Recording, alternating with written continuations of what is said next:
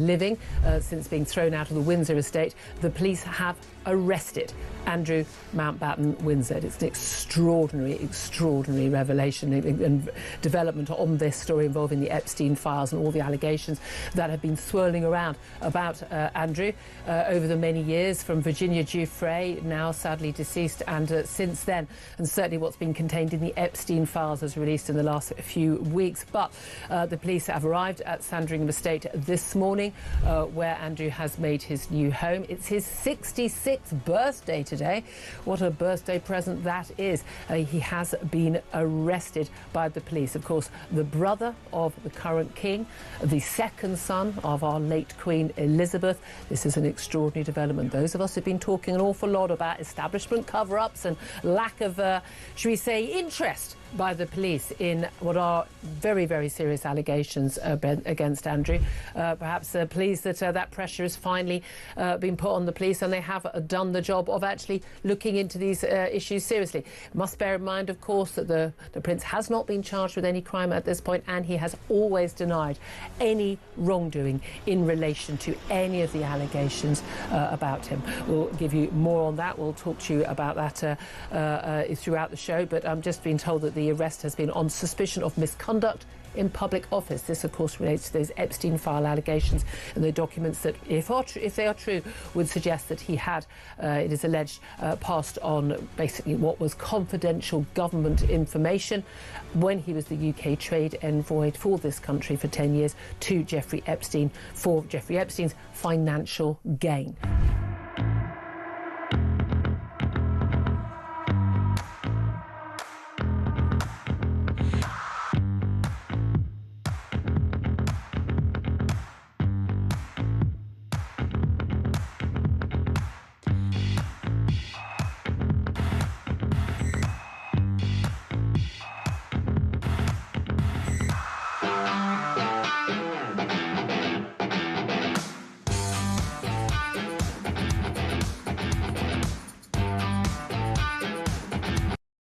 Across the UK, on DAB+, on YouTube, on your mobile, and on your side. This is Talk.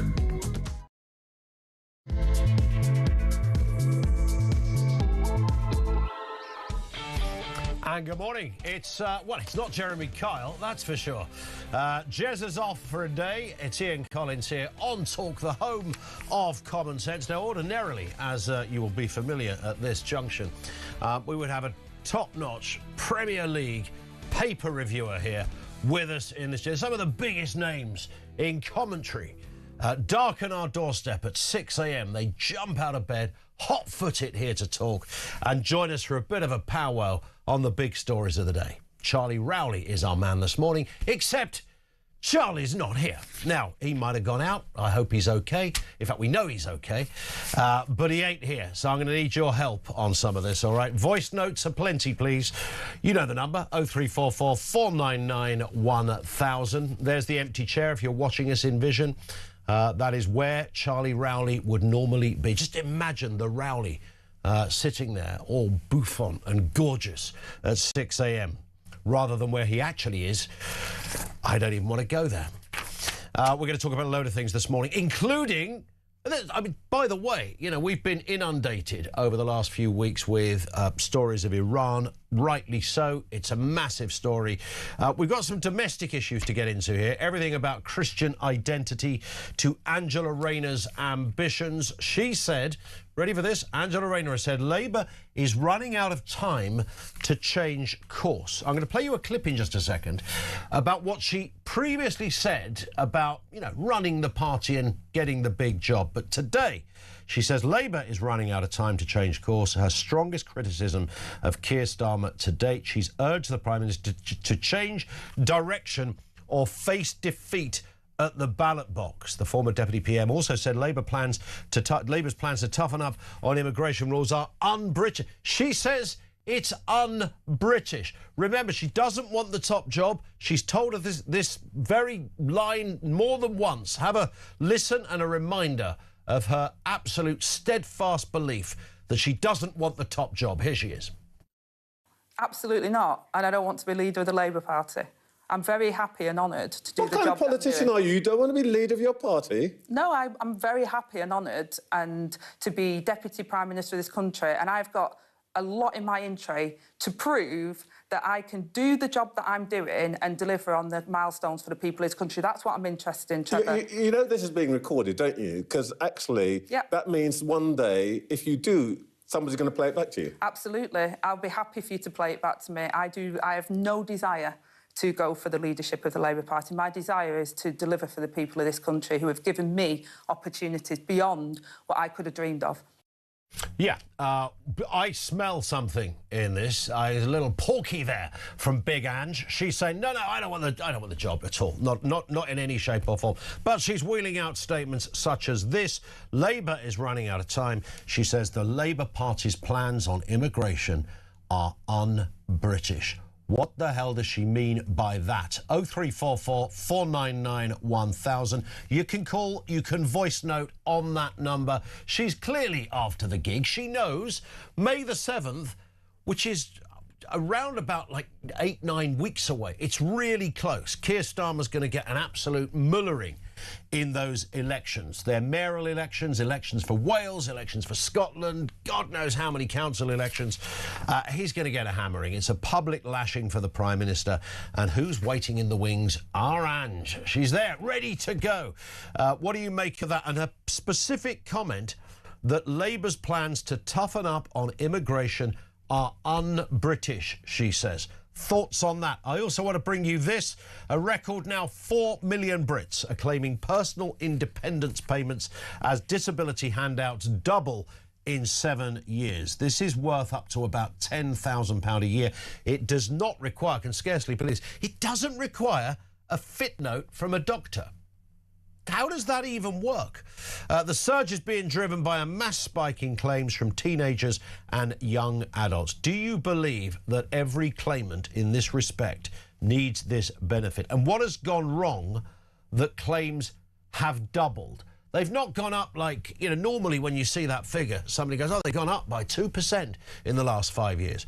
It's doubled in 7 years. Doubled in 7 years. 4 million Brits are claiming a disability payment in this country. What is wrong with them? We understand it. If you've lost a leg, you've got a severe and serious mental health issue, everybody understands it. People who pay tax, absolutely fine. With money being hypothecated, you didn't expect that word at 8 minutes after 6, hypothecated for those in need. But 4 million of your fellow Brits are now claiming that benefit. 0344 499 1000. What is the specific issue, as you see it, that has led to so many people finding themselves in a position where they feel they have no choice but to go for a disability benefit, and clearly quite a lot are getting approved. 4 million Brits.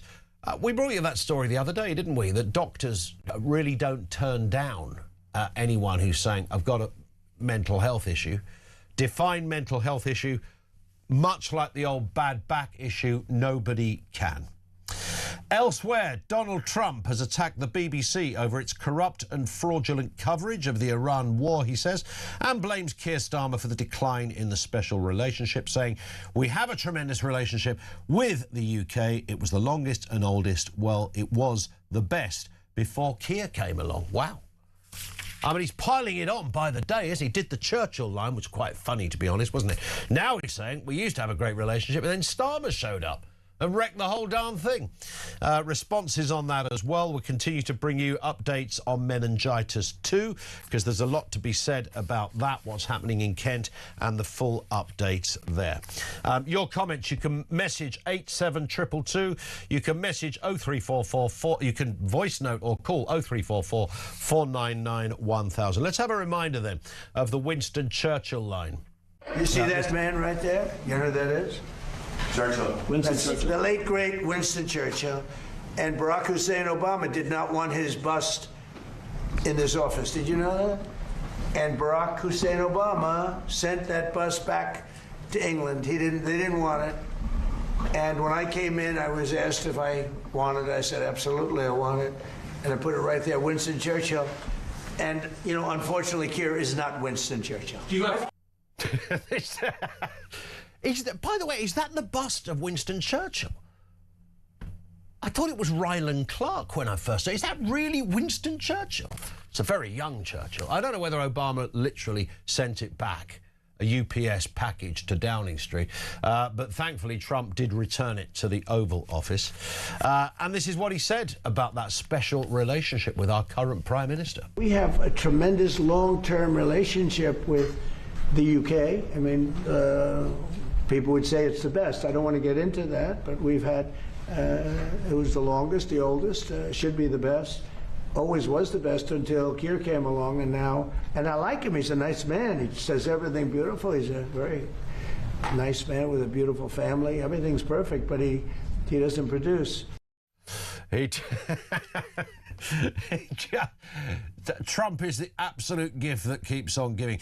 He can call out our Prime Minister better than any of our own other politicians can. That last line, he doesn't produce. You know, they had a phone call, didn't they, about whether or not they can send extra assistance into the Straits of Hormuz. And he said, Keir, you can make that decision. And Keir's, oh, I can't. I've got to check with some people. No, you haven't, said Mr. Trump. You are literally the Prime Minister. Make a decision. I've just got to check it with the committee. No, you haven't. You are the Prime Minister. And he couldn't get his head around that. He's not the only person to feel quite impotent when it comes to big decisions in that role, but he's certainly the one who's there at the moment. Trump has well and truly called it out. In fact, the Irish Taoiseach sort of came a little bit to Trump's defence during that little meeting in the Oval Office there. But that is the latest. Trump, again, he doubles down. Starmer is no Winston Churchill, he said, and we did have a good relationship with the UK until Keir came along. He's a nice man, lovely family and all the rest of it, just doesn't produce. Pretty damning stuff, right? 0344 499 1000. We are also going to talk about Christianity and whether Christianity has or is under threat. We're going to be talking shortly to Bishop Peter Dewar. Now, we've spoken to Kieran before. He's written a letter to King Charles. He feels very strongly about Christian identity in this country being under threat. He says, I write to you neither as a politician or a commentator, but as one of your loyal subjects who, as Bishop of Christ's Church, cannot remain silent while the Christian foundations of this kingdom are steadily dismantled. This is big stuff from a serving bishop. Do you recognise that? Is the Christian identity under threat in this country? We are clearly in a very different place from, you know, a couple of decades back. We have a bit more of a mix-up of faiths in this country from decades back. And Bishop Kieran is making the point that actually this isn't just a slight challenge to Christianity. This feels like to him a deliberate, and we'll speak to him shortly, a deliberate attempt to kind of almost sideline Christianity and remove Christianity as a central part of our identity. And he goes on to talk about the fact that this isn't just a symbolic issue when you have the king who's leader of the defender of the faith and all the rest of it. I think King Charles pluralized that, didn't he, to faiths. But nonetheless, he says this is God's work. This is not just a bit of pomp and ceremony over there at the Abbey when you get coronated.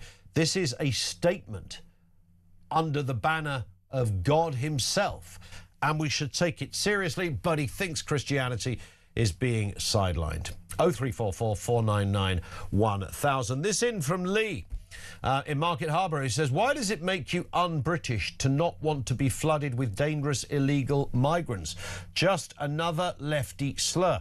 That was Angela Rayner's comments, of course. She said that the latest position of Labour on immigration is un-British, and this is largely a swipe Shabana Mahmood and her new policy of making migrants wait for up to 20 years before you can, officially become resident. I mean, by the way, the Labour policy on immigration is flipping woeful. There's nothing dramatic or controversial about it. No one would go, wow, they're really clamping down over there. They've got the ice boys out in force. None of that going on. To Angela Rayner, this is un-British she says. And what's interesting about that, of course, is that she hasn't just said this out of nowhere. She said this knowing there are local elections coming up. She said this knowing that Keir Starmer's position is very weak. And she said this knowing that at some point she can slide into those number 10 shoes quite quickly. She's telling this to the left-wing gallery of her party. Robert says Rayner is full of it. She wants to be PM so badly you can smell it. She does indeed. Sean in Gloucester, morning in. Rayner needs to wind her neck in and pay her tax before she starts preaching about anything. I think that's a completely fair point. And this one from Bill in Romsey. Our Ange is just looking for votes for when she's going for the Labour leadership and indirectly having a go at Rachel from accounts to stop any cuts in benefits. If Starmer goes, will Reeves follow? Yes, she will. If the PM goes, the Chancellor goes as well. Let's get a voice note on Rayner. Morning, Wayne. Morning, Ian. It's Wayne from Erdington in Birmingham, mate. Angela Rayner. It's very un-British. She wants to try walking around the streets of Birmingham.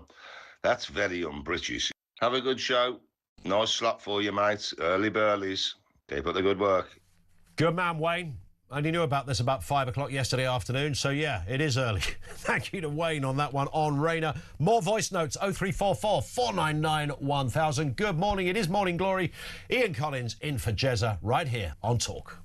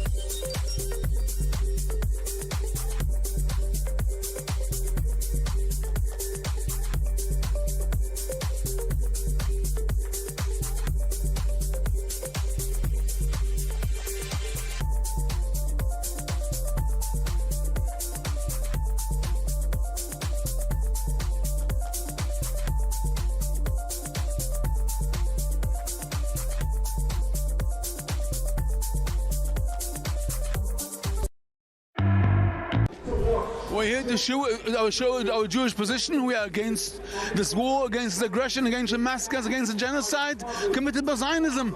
Zionism doesn't necessarily have to come from the Middle East. It can come from the United States as well. We are Jews. We are completely against this bloodshed, against this murderous massacres that's happening in Iran, in Lebanon, in Gaza. The genocide in Gaza has not been accounted for still. It's continuing the genocide in Gaza without any food and medicine. We are here as Jews. We're going to continue our peaceful struggle.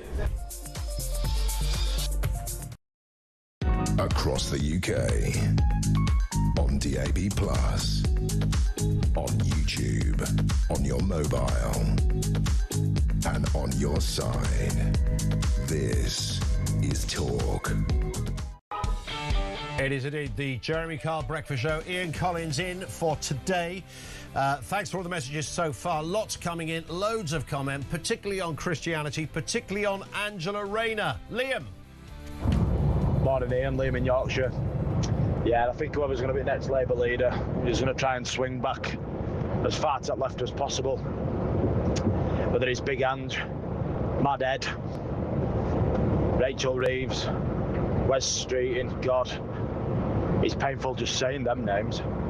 But I think what happened in Gorton and Denton with them losing out to a Muslim vote and to the far left, going to the Greens, I think it's really going to hurt them, especially after this local elections when they let Starmer take blame for it and then boot him. But I think they're washed up now, mate. I think that pendulum's swinging back to the right in politics, UK politics, and the next party in power, I think, is going to be Reform. It doesn't matter what the left try and do. Well, I hope so anyway. Have a good show, mate.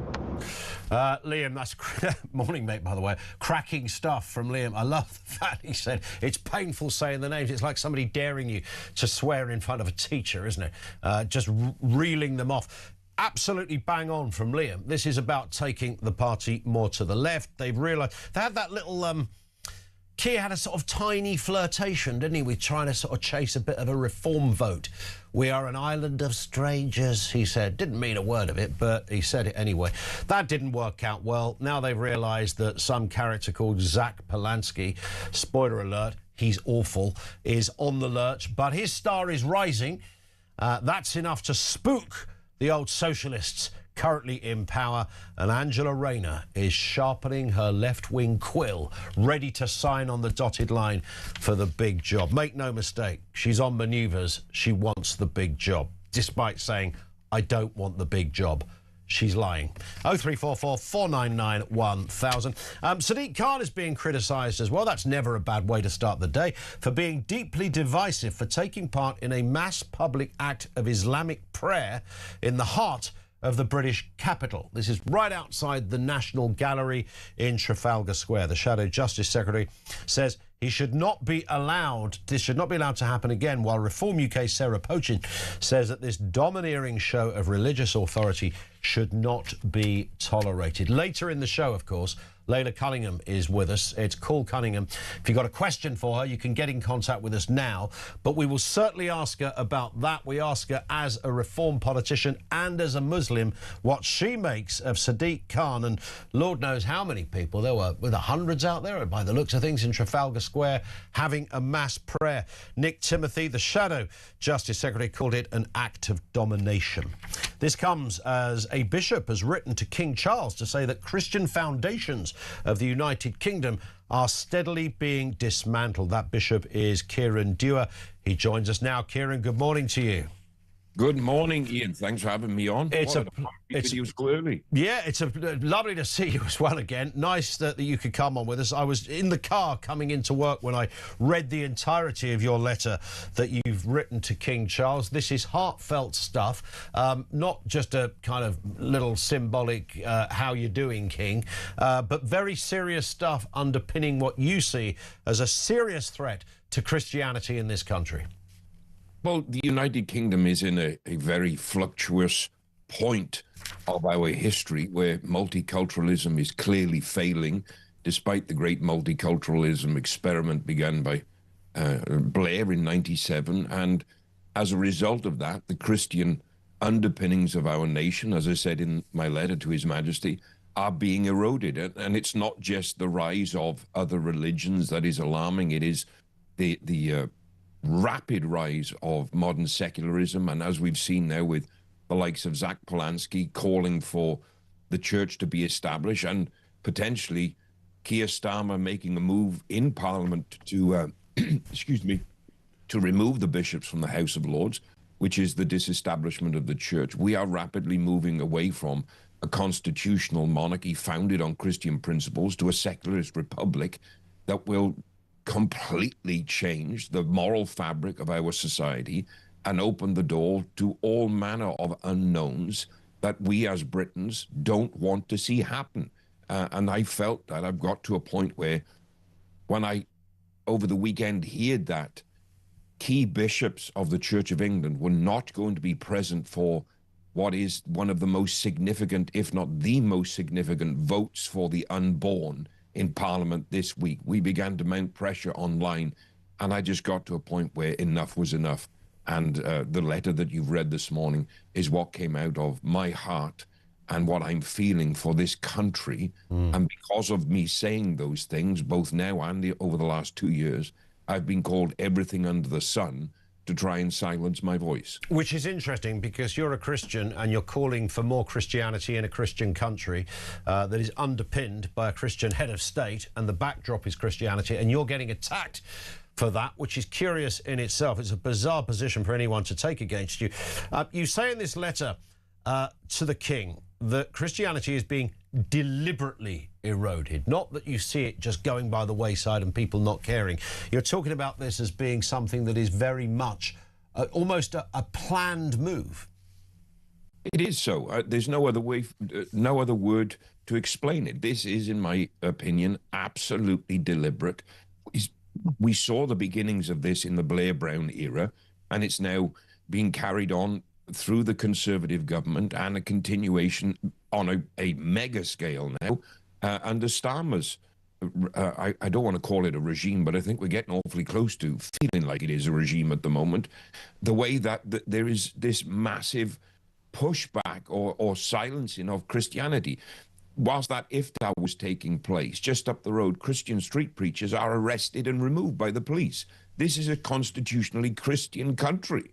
Why is it and listen, I have nothing against Muslims and the freedom of every religion in the United Kingdom, but I have serious problems when any other religion is trying to usurp and supplant the nation's religion, and you have socialists like Zach Polanski coming along saying, well, we want to remove the Church of England and remove Christianity as the nation's religion. And I'm afraid Mr. Polanski, who thinks his star is rising, is about to find out exactly how many Christians and people that consider themselves to be Christians in this country disagree with what he intends to do. And hopefully will make sure he never gets anywhere near power. Yeah, I've no idea, just on that specific point, Kieran, I have absolutely no idea how Zach Polanski's even got a foot in the door of the public conversation. I mean, the idea that this man is some kind of charismatic figure, a sort of Tom Cruise of left-wing thinking, is just nuts. I cannot work it out. It's like some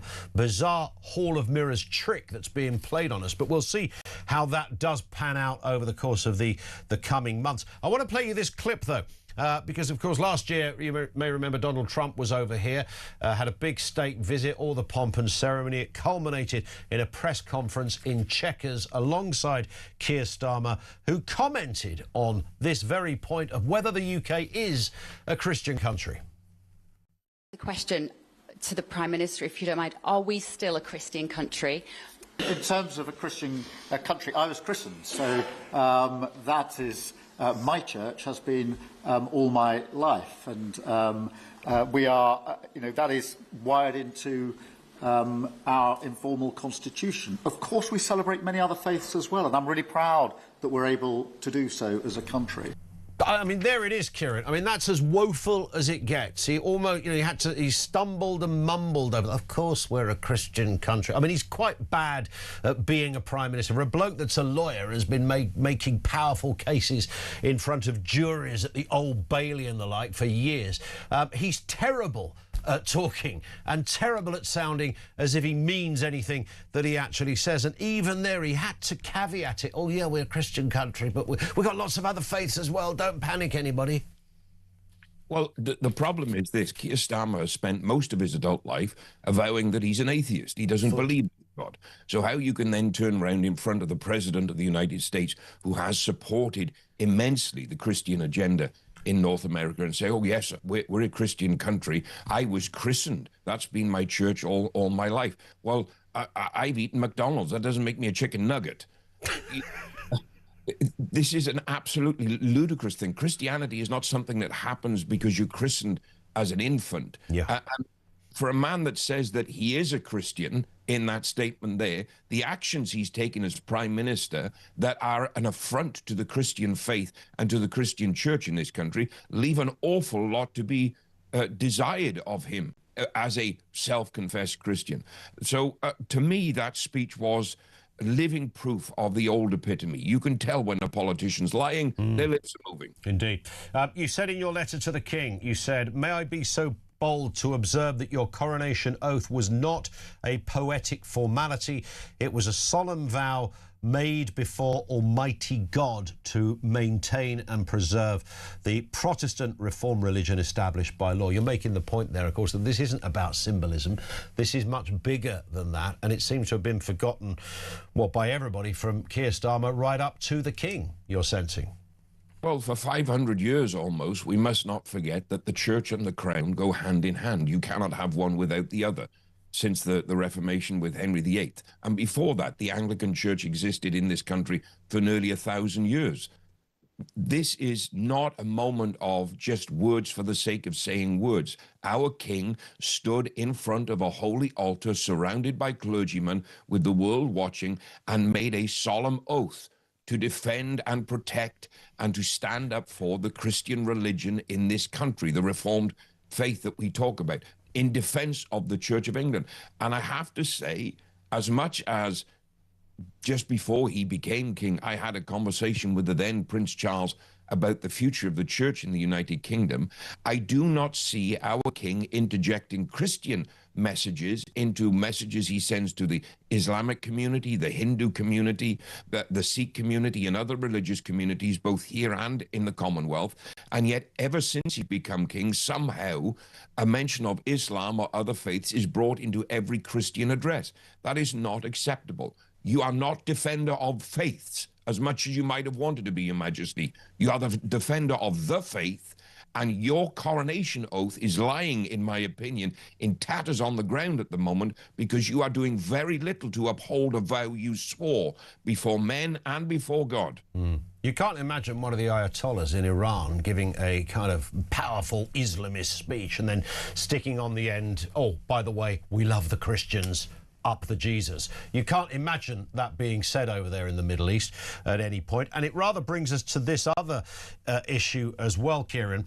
Nick Timothy, who's the Shadow Justice Secretary, I think you'll be aware of this, commented on this. There was a kind of mass ritual prayer yesterday in Trafalgar Square. I think it was to commemorate the end of fasting.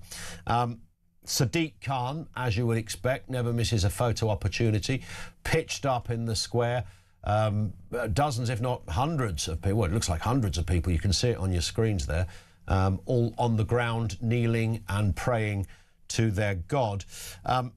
Nick Timothy makes this point. He says, I'm not suggesting everyone at Trafalgar Square last night is an Islamist, but the domination of public place is straight from the Islamist playbook. He says, and these are his words that seems to have divided the room, that he said the decree that declares there is no God but Allah and Muhammad is his messenger is, when called in a public place, a declaration of domination.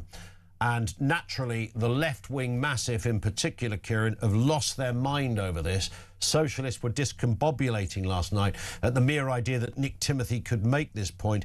It's a public declaration of domination. What do you say? He has the right, under our laws, to say whatever he feels. Religion should not be free from criticism, mine included.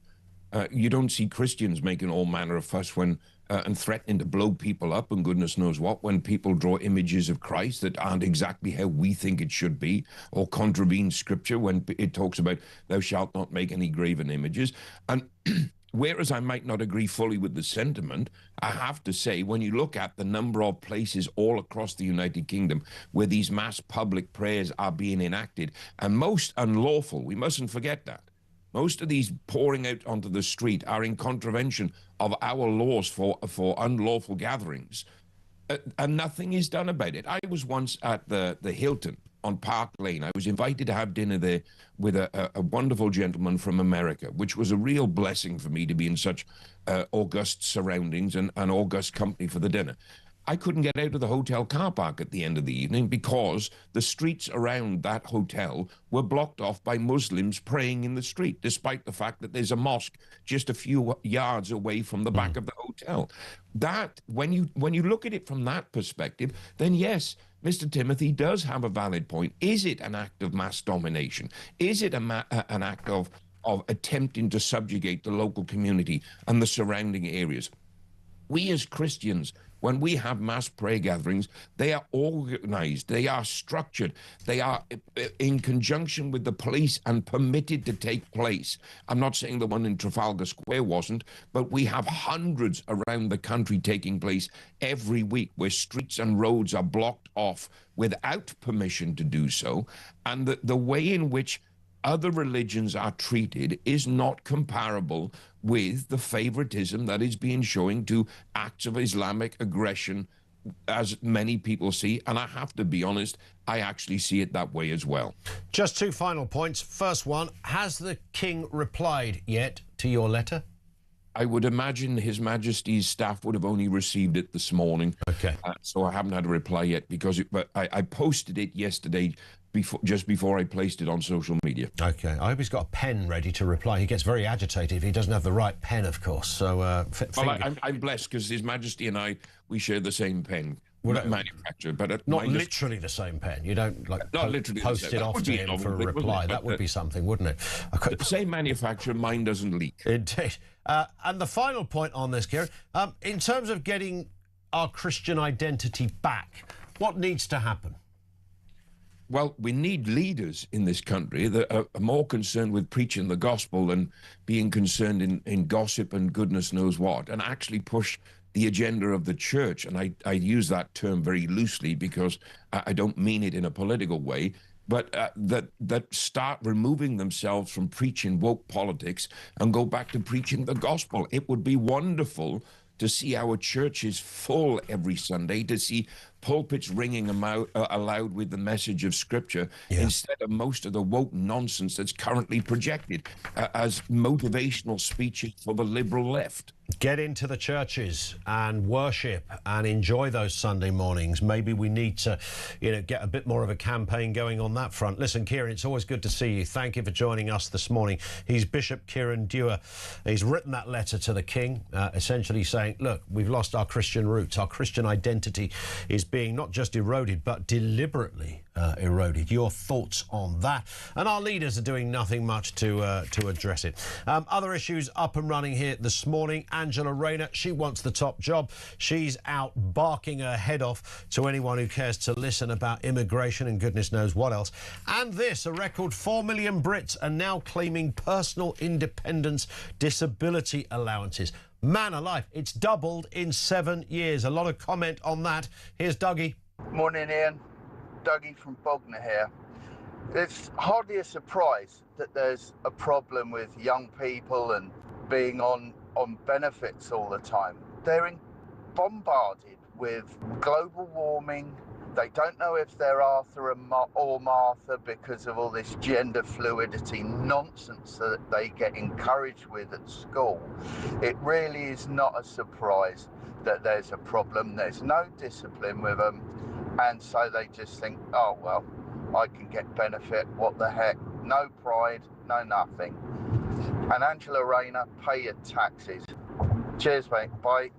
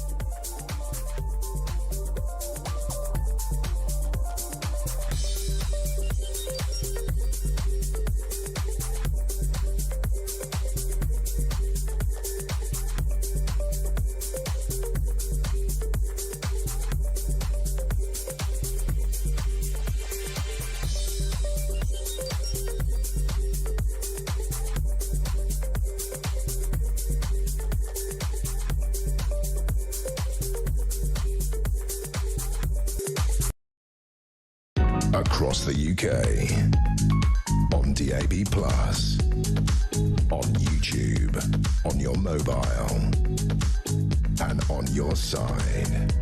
This is Talk. Oh. And good morning, Ian Collins in for Jezza for this Wednesday morning. It's coming up on 20 to 7. Loads to get through. We're talking Angela Rayner. We're talking disability payments doubling. We're talking the lack of Christianity in this country. And, of course, we're talking Trump yet again turning on Starmer. This one from Damon in Wigan, who says it doesn't matter who's in charge for Labour because it will always be on the left. All they want to do is destroy the United Kingdom. Labour should never be in power ever again, but the damage in Britain will be so extreme it will take years to put right, and we may be a Muslim country by that time.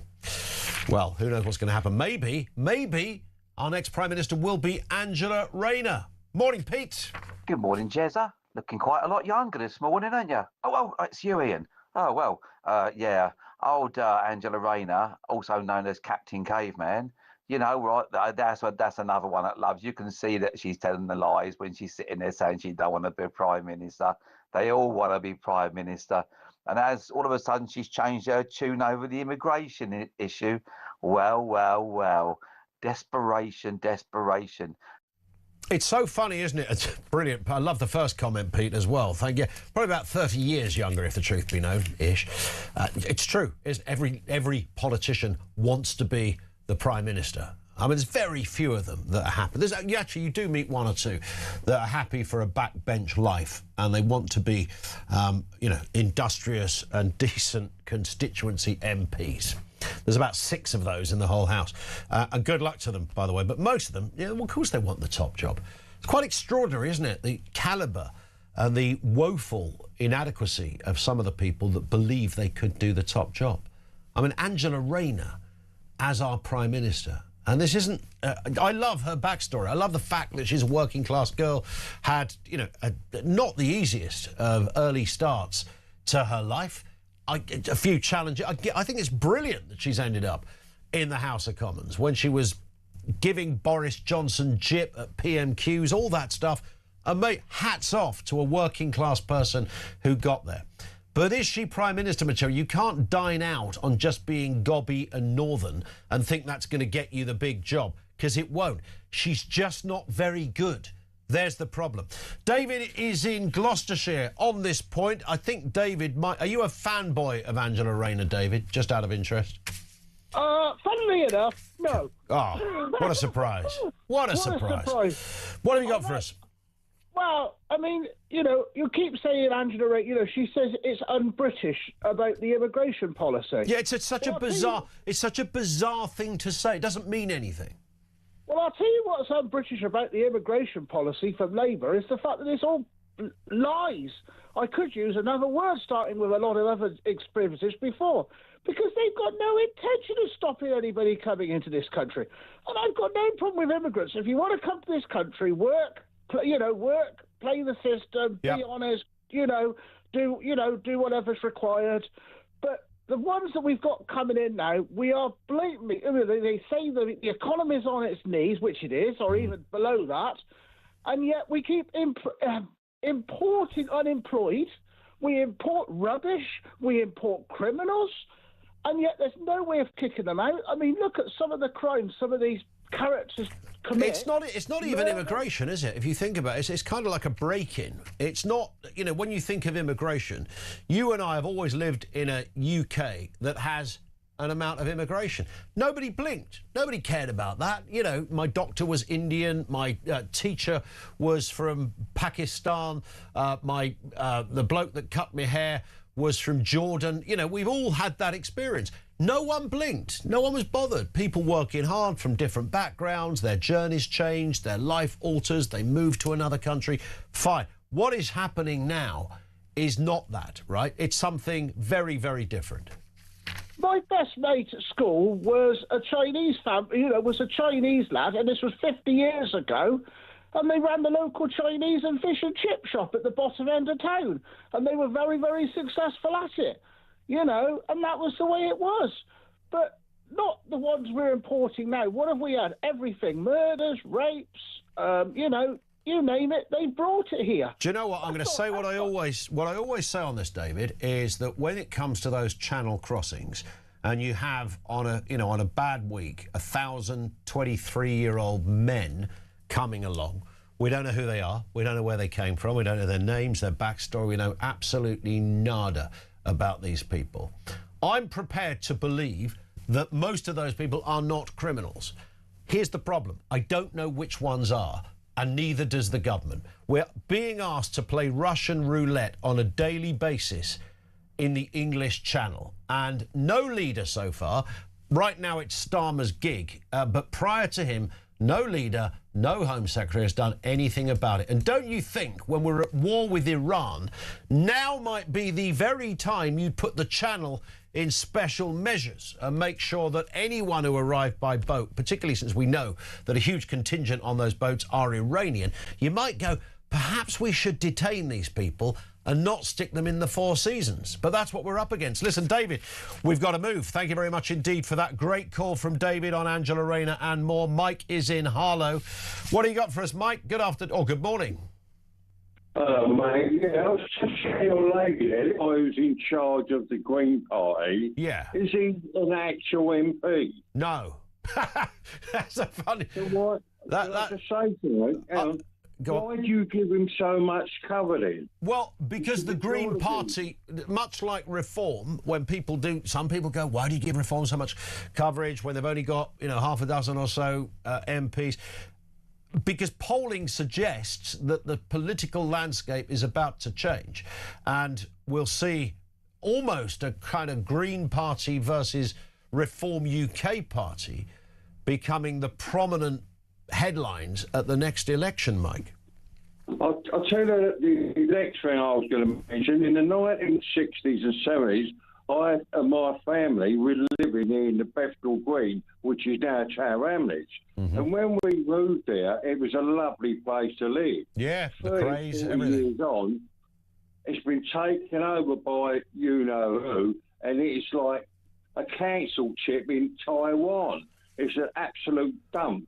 And my parents died a couple of years ago, and I'm so pleased that they was dead, because I was so sick of these people. Like, everywhere you went, they was harassing my mum and dad. Wow. And then we was lucky. I had people who could sort things out for me, because I lived and I knew a lot of these people. Yeah. But you go there, it's complete. My mum used to say to me, do you know what? I said, well, what's that, Mum? I said, there's a guy downstairs collecting all your voting papers off their people and taking them back to where they take them and filling them in. Blimey. It's been going on since the 70s. Listen, I lived just round the corner from where I lived in Bow, just off Old Ford Road. You will know it well. And similar, because when I lived there, I thought it's interesting. I didn't really get any hassle from anybody. That wasn't the point. But I did live in a parallel borough alongside, very nice people. Everything was fine in that respect. But I didn't recognise it. And it was very much, there's one group of people living completely separate to another group. I think it's the largest Bangladeshi community outside of Bangladesh is in Tower Hamlets. I think that's a correct fact. And whatever anybody thinks about that, in terms of social cohesion, there was no social cohesion. That's the point. There were lots of people from different backgrounds. No one was mixed up together. None. 0344 499 1000. Mike, thank you very much indeed for that. Back to that issue of Christianity. That's been a big one this morning. We spoke earlier to the Bishop, Peter Dewar, who was with us. He said Christianity is being eroded deliberately in this country. Let's get a voice note from Adrian. Morning, Ian. It's Adrian from East Sussex. Glad to see a professional at the helm now, up in the standard. Just a quick one. Christianity and King Charles. Well, the way King Charles acts, I'm beginning to believe that he has converted to Islam. He doesn't defend the faith anymore. He bends the knee to it. Let's be honest about it. Right the way across the country now, there is a call to prayer routinely where our Lord Jesus Christ is basically called an imposter. That's wrong. And certainly then we have the Archbishop of Canterbury now, who's very woke. None of these clergy defend the Christian faith, and certainly don't defend the Church of England. So I think... what's the point of them if they're not going to do their job? Anyway, good luck all.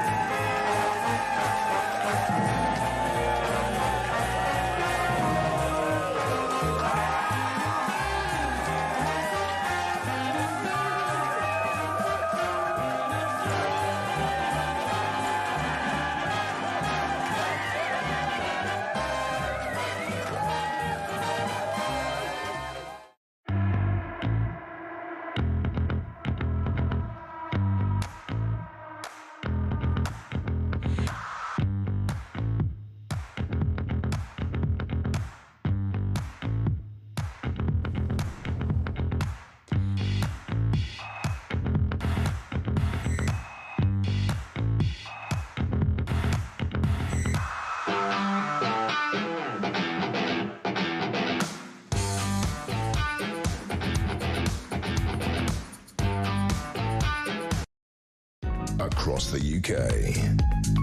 On DAB+, on YouTube, on your mobile, and on your side. This is Talk. It is Talk. Yeah, good morning. Ian Collins in for Jezza for this Wednesday morning. There is so much going on. It's interesting to have a news agenda that has moved slightly away from Iran. Don't get me wrong, we're right across that story. All the breaking news, Donald Trump with some new lines from yesterday. We'll bring you all of that detail, but there's loads of other stuff, including Angela Rayner. You know, she's on manoeuvres yet again. She wants the big job. Morning, Steve. Morning, Ian. Steve from Basildon. So we think that Keir Starmer's destroyed the special relationship between America and England or the UK. Imagine if it was Angela Rayner, who was the Prime Minister. She'd be up on the world stage chanting that Trump is scum, Trump is scum, Trump is scum. That woman is an absolute liability wherever she goes to. The only thing I really understand or really remember her for is her comments around there's only one rule for this Tory party, and that's one rule for them and one rule for everybody else, which is actually two rules. And to be fair, those two rules or that kind of ruling is something that she actually applies to herself. There's one rule for her and there's one rule for everyone else. Absolute liability, that woman. Cheers.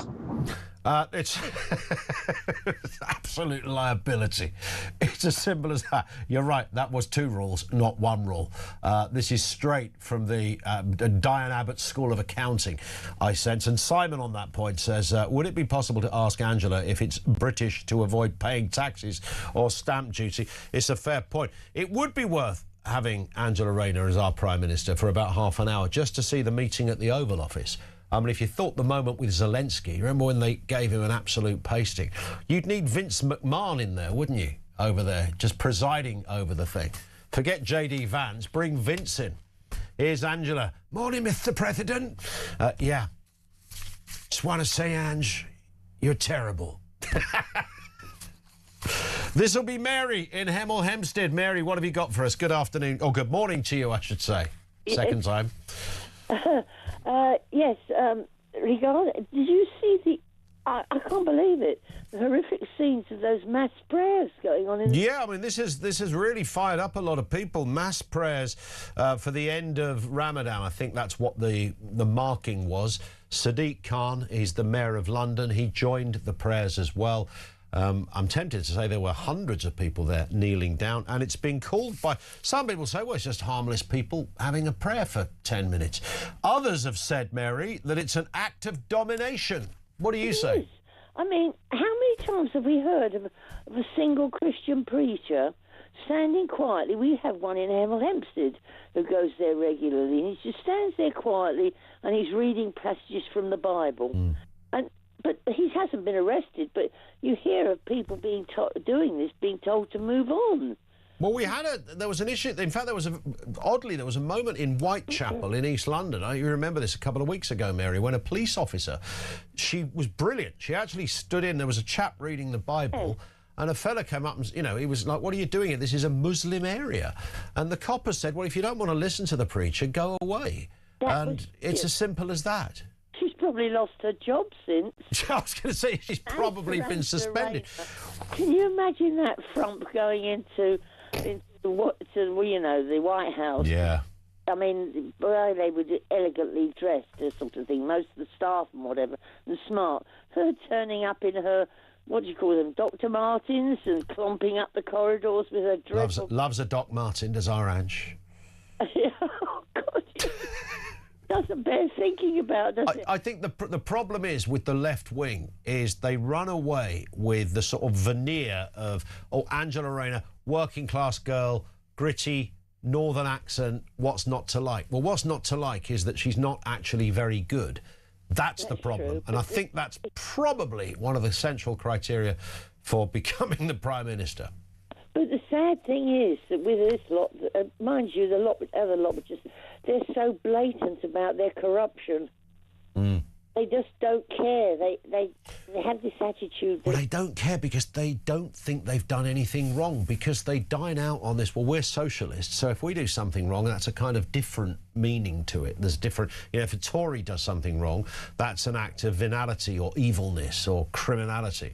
But if we do something wrong, it's either an honest error or there was nothing to see here. And they genuinely believe that. You know, the stamp duty debacle is a good example. Keir walking around with about 28 grand's worth of suit on, courtesy of Lord Ali, is another great example. Rachel Reeves going to see Taylor Swift about 88 times in one gig is another example. They don't care. I don't know. I just feel that they're so blatant about it that... Because they don't think they've done anything wrong, because they're the chosen people. That's the problem, Mary. But surely they must be in contact with what public opinion is.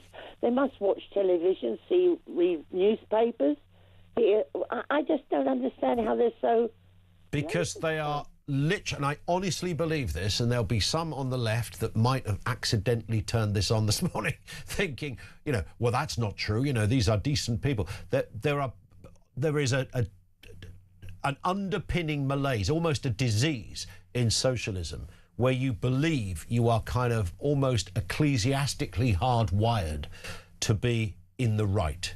Everything about what you do is right, and if you get something wrong, it was for the right reasons. Well, I don't know why some journalists keep on saying, and I mean, even Trump said it the other day, that Starmer is a nice person, or a nice man, or something like that. Yeah.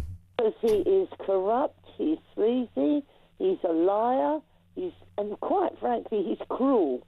He speaks well of you, though, Mary. Oh, I'm sure. Listen, great call. Have a great day, Mary in Hemel Hempstead. Thank you very much indeed. On Angela Rayner. Here's Dan. Morning, Ian. It's Dan from Kent. So the tax dodger, Orange, wants the keys to number 10. Can you imagine the colour of the wallpaper if she did move in, just judging by her dress sense? It's a frightening thought to think that someone could be making decisions for this country. Orange. Yeah.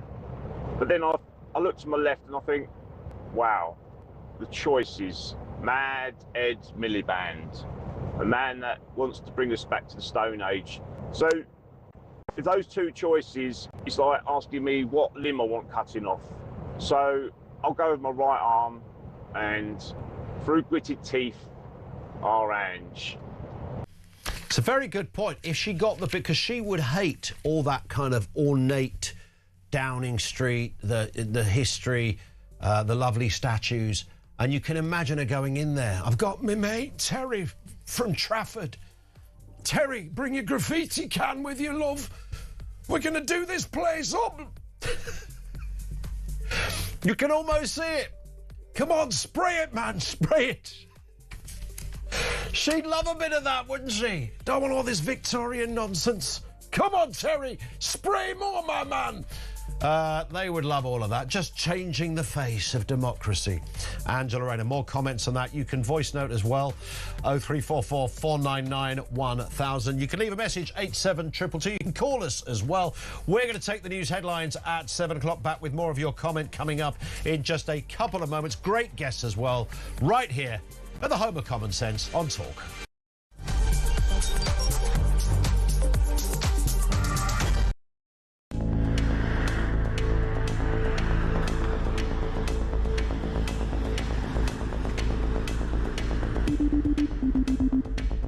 Fancy returning to the front line as Foreign Secretary? I am going to return. I am going to return. To the people from whence I came. Hello, I'm Peter Mandelson, and I'm proud to serve as His Majesty's British Ambassador to the United States of America. I feel a tremendous sense, a profound sense of sympathy for those people, those women who suffered as a result of his behaviour and his illegal criminal activities. And secondly, I regret very, very deeply indeed carrying on that association with him for far longer than I should have done. The Ambassador has repeatedly expressed his deep regret for his association with him. He's right to do so. I have confidence in him, and he's playing an important role in the UK-US relationship. Mandy's out 4 decades and 3 scandals, or 3 that we know about. Guess what? Number 10 knew all about it. They knew that he lived in Jeffrey Epstein's flat.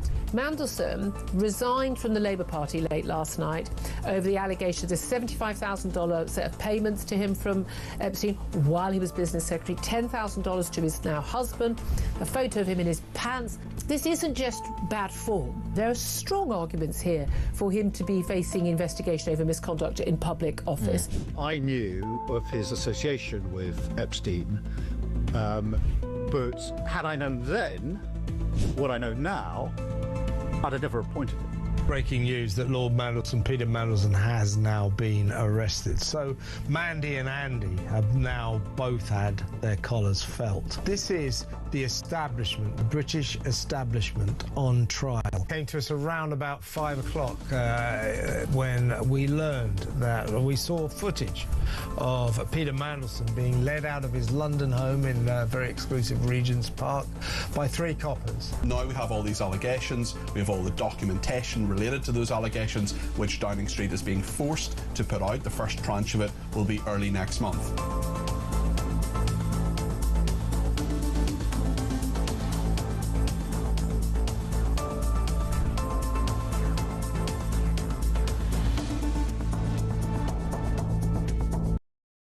Across the UK, on DAB+, on YouTube, on your mobile, and on your side. This is Talk.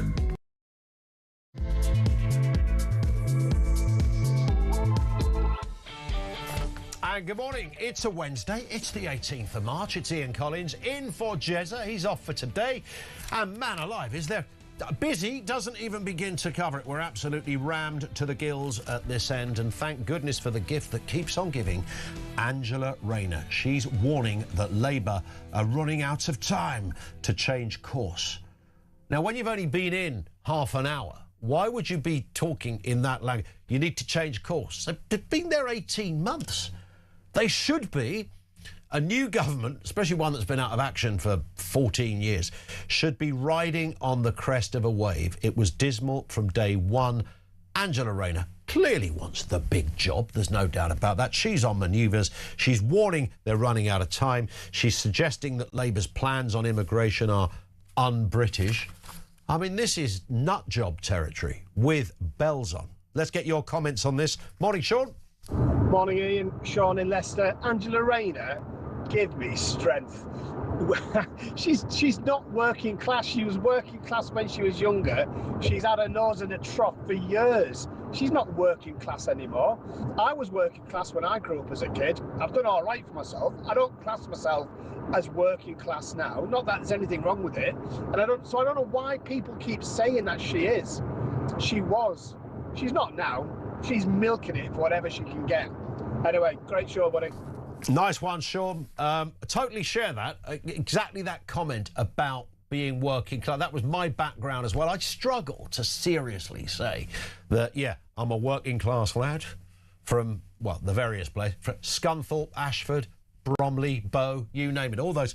It doesn't wash, and it shouldn't wash with Angela Rayner either. But she's kind of dined out on that, and the rest of the sort of big fan base of Rayner, they love all of that, as if that in itself makes her fit for the job, because she was from a working class background. 0344 499 1000. Jenny says, Angela Rayner lived in a Grace and Favour apartment in Admiralty House in Whitehall. She spent £7,000 on 2 beds for it at taxpayers' expense. What kind of bed do you get for £7,000? I mean, see, how big is your bed for £7,000?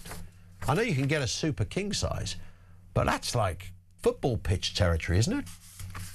Maybe that's the idea. 0344 499 1000.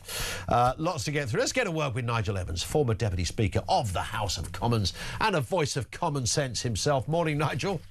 Morning, Ian. Great show. How are you? Listen, you must know Angela Rayner a little bit because, you know, you've been in the Commons together for many years. Did your paths cross very much? Yeah, and any of your viewers who think that she is thick are underestimating her. She's not. Look at the position that she got to. And of course, all the newspapers are full of the latest attempt for her to take over from Keir Starmer. Everybody knows that Keir is toast, apart from Keir, of course. And so what we had yesterday was a speech which was a thinly veiled attempt at basically a job application. And we know that there's no vacancy yet, that the vacancy is likely to occur shortly after the May elections. These are the elections which Keir himself tried to stop in many parts of England, but then had to back down when he got legal advice. For the first time, he actually forgot to ask for the legal advice on this one. And when the legal advice came through, he was told firmly that they were likely to lose a court challenge. And so these elections will take place. Now, if they do as badly as everybody thinks, then Keir ain't going to survive a single second much longer after May the 7th. And so Angela Rayner gave her job application last night and saying, basically, we've got to change direction. The problem for Keir, of course, is that he promised change, and there can be change for the worse, and that's what people have had. So he has provided change, but it's not been change that people rather like. The honeymoon normally, as you said earlier on, lasts quite a time when a government takes over from an unpopular administration. Yet it seemed to me that Keir Starmer turned on the electorate as they were walking down the aisle together, even before they'd exchanged vows. And so he is now the most unpopular Prime Minister that there's ever been. And so let's go back to Angela Rayner for a second. Don't forget, Ian, whilst a lot of people in Britain are struggling, the alarm clock Britain that we all care about, the people who get up in the mornings early doing jobs that they don't particularly like in order to put food on their tables. Angela Rayner, meanwhile, on almost £100,000 a year as a member of Parliament, is now also being signed up by some agency whereby she will give speeches.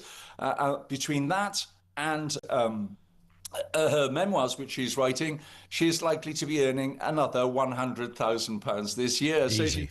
So £200,000. This is a person who has now empathy with ordinary people throughout the country. Somebody, and I got to say, I got to add this thing back again. If she is applying for this job to take over from Keir Starmer, she still has this little problem about, did she correctly not pay the right tax on that property that she got in Britain? I'm just scratching my head. How many civil servants does it take in HMRC to actually work out whether she does owe that money or not? And we're talking about £14,000 here. We're not talking about small fry.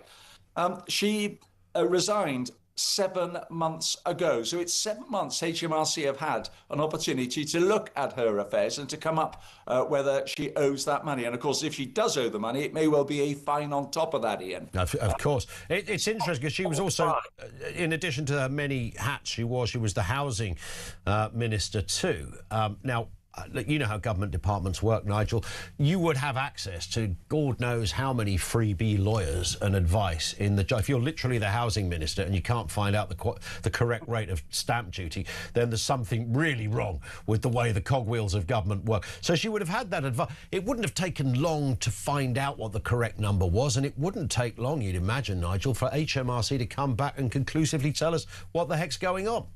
Yeah, that's why I'm scratching my head. I understand that the number of civil servants are burgeoning, the numbers, absolutely burgeoning since this government took over.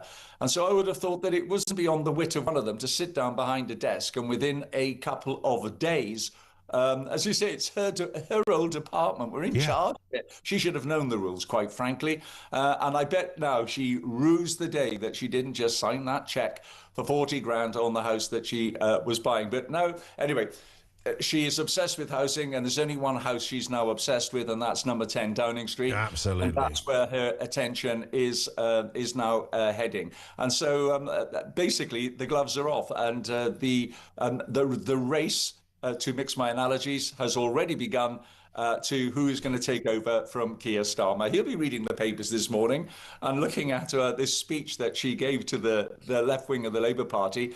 There's definitely a pivoting to the left. Absolutely. This is what's going to happen. So whilst I have got no time for Keir Starmer whatsoever, yes, I believe that he has lied. But I also believe that whoever takes over from him could even be worse. I mean, I've just listened to some of your callers, and not one of them really has got any time for her. But as I said, don't underestimate her. People used to underestimate John Prescott. He may have sounded a bit thick, but my goodness me, he was intelligent enough to get to almost the very top, and he stayed there for a long period of time. I would just add to that though, Nigel, because you're right, and I have admired Angela Rayner's backstory. That, you know, she was a young mother at about 16 or something like that. She came from a working class background. Fast forward, you know, a number of years, and there she was in opposition, taking on Boris Johnson at the dispatch box. I loved that snapshot, that moment of someone's journey. It showed that you can do anything you like in this country, and you can get to the top tier. However, the bit that I might disagree with you on is that I'm not sure she's not thick. Absolutely not thick. John Prescott wasn't thick either. But I don't know whether she's clever enough to be the Prime Minister, because that's a whole different ballgame, right? No, but that's absolutely right, because one can look at Keir Starmer and say that he was clever enough to get to the top job, and even Gordon Brown was clever enough to get the top job off Tony Blair. But when he got the keys to number 10, what did he do with it? And if you remember, he sold our gold reserves at knockdown prices, cost billions to the Exchequer. So the reality is, and one would have thought that even with Keir Starmer, after years of waiting to get to number 10 when he got there, what has he done with it? He's thrown away the opportunity to really change Britain for the better. One simple thing, Ian, is that we are now paying some of the highest energy prices anywhere in the world. Yep. This was before the Iran war. We are sitting on massive reserves, and yet Keir Starmer will not drill, baby, drill. How absurd is that? We could literally be drilling our own oil, instead of which we're importing it from countries like Norway, and it's costing British households massive sums of money now. In terms of where the Labour Party go, it seems obvious now they are going to pivot to the left. And of course the whole spectrum of politics has changed, Nigel. The two-party system is either at best very badly wounded. In its worst scenario, it's out the window for good, because we have Reform, of course, on the right, and we have the Greens. By the way, I can explain and understand the Reform story. I can't understand the Green story, particularly Zach Polanski. But it does seem to have sufficiently spooked the Labour Party to pivot in that direction. Yeah, but the problem for the Labour Party, and it's unique. It's a unique problem, because you're quite right. In the past, we've had two-party politics. We've now got roughly five-party politics, if you include the Scots and Plaid Cymru in Wales. And the problem for them is that if they pivot to the left in a lot of working class Labour traditional seats, a lot of people have gone to Reform. They see Reform as the future. Well, that's pivoting to the right, and you can't pivot in both directions at the same time. John Major famously said, people trying to ride two horses tend to fall off both of them. So it's a real dilemma for the Labour Party where they go. Gorton and Denton by-election has absolutely spooked them. They went from a very comfortable first position to third position behind both the Greens and Reform. And so it's going to be a real problem for Keir Starmer to work out what's going to happen. And of course, these May elections that are coming up are much bigger than just local authorities, because you've got the Scottish Parliament, you've got the Welsh Senedd as well, and so these results are going to be vitally important. Just to take Wales, which you can tell from my accent I know a little bit more about than Scotland, this is the traditional homeland of the Labour Party, and all the predictions are that they're going to do very badly indeed in working class seats that have traditionally been Labour for over 100 years. Do you think, I mean, the eyes seem to be on Reform on this one. Can they take it? There's a chance, but of course we've got a form of proportional representation that takes place both in Scotland and Wales. But my own view is that, Listen, Zach Balansky, I don't understand the phenomenon either. There's a lot of people out there who seem to be mesmerised by him. Now, of course, in a former life, he was a bit of a hypnotist, and it may be that he is playing his tricks out on the British public. Who knows?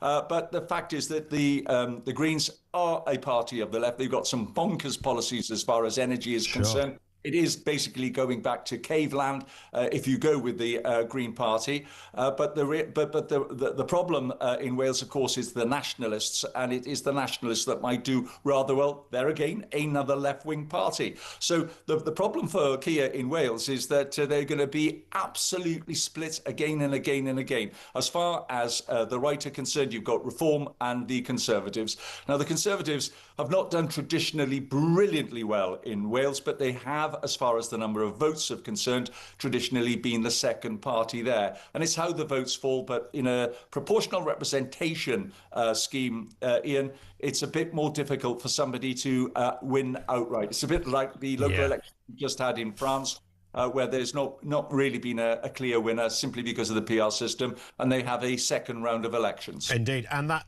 kind of old mantra that elections are only ever won from the centre does seem to be somewhat compromised at the moment. We'll wait and see. I cannot wait for May 7th. I mean, I'm genuinely, as a political anorak, as well as doing this for a living, I'm absolutely... I don't think I'm going to sleep between now and then, Nigel. Politics is boring. Exactly. There's enough in the calendar to keep us going forever. Just a word, Nigel, if you would, on this. A record 4 million Brits are now claiming personal independent payments, so we have disability benefits doubling in 7 years. Now, everyone understands if someone's got an issue, physical, psychological, whatever it is, most honest taxpayers want to assist those most in need. We do, however, scratch our heads a bit and say 4 million people doubling over 7 years. What is wrong with everybody? Yeah, 4 million is a massive figure, but even worse, it's gone up 250,000 in 1 year. That's another 250,000 almost who've gone on to the PIP scheme, which is up to about £10,000 a year. And you don't have to have a fit note from your doctor to be claiming it either, which has got to be even more worrying. And then the second worrying thing is they're tending to be younger people. So the question mark is, why is it that so many people in the United Kingdom are way more sick this year than they were last year? And it's alarm clock Britain are the people who are picking up the bill. This is an enormous amount of money that the British taxpayer are now having to find to pay for people who are doing absolutely nothing. They're not working, they're not in education, and it's a heavy burden for the British taxpayer to carry. And it's about time they got to grips with it. I know Stephen Timms, the Minister, is looking at this currently, but it's about time we saw some action. Otherwise, the figure's just going to go up again and again and again. Absolutely. Always great to have you on, Nigel. Nice to see you again. Nigel Evans, looking great on a Wednesday morning. Thank you to him, former Deputy Speaker of the House of Commons. Those last comments on benefits. Let's get another one. This comes from Perry. I am seriously sort of thinking about sliding slowly away from Reform and going more for Labour. I think Labour's got more to offer me than Reform.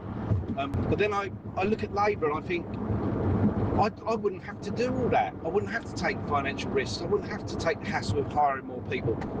I could just say that I suffer from depression and anxiety and get the similar sort of money as what I'm earning now. And also, I'm not keen on broccoli, so that would probably entitle me to a mobility vehicle, although she has dashed my hopes of it ever being a Mercedes or a BMW. But, you know, as long as it's a brand new VW. So, yes, I think I am sliding away from Reform. Sorry, Nigel, I want me 25 quid back.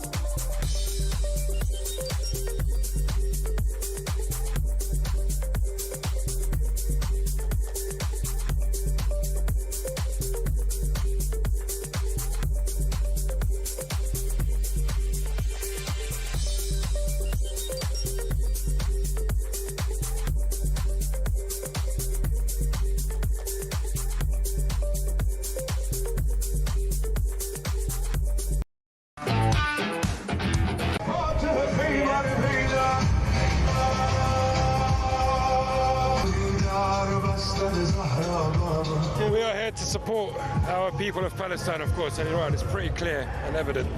And the massacre of 165 girls. But our blood is considered cheap, but it's not. It's just as equal. Humans are all equal. What about the bombing of the Ayatollah? What did you think of that? He was destined for that. That was his destiny, and he fulfilled his dream. He died for the cause of his belief.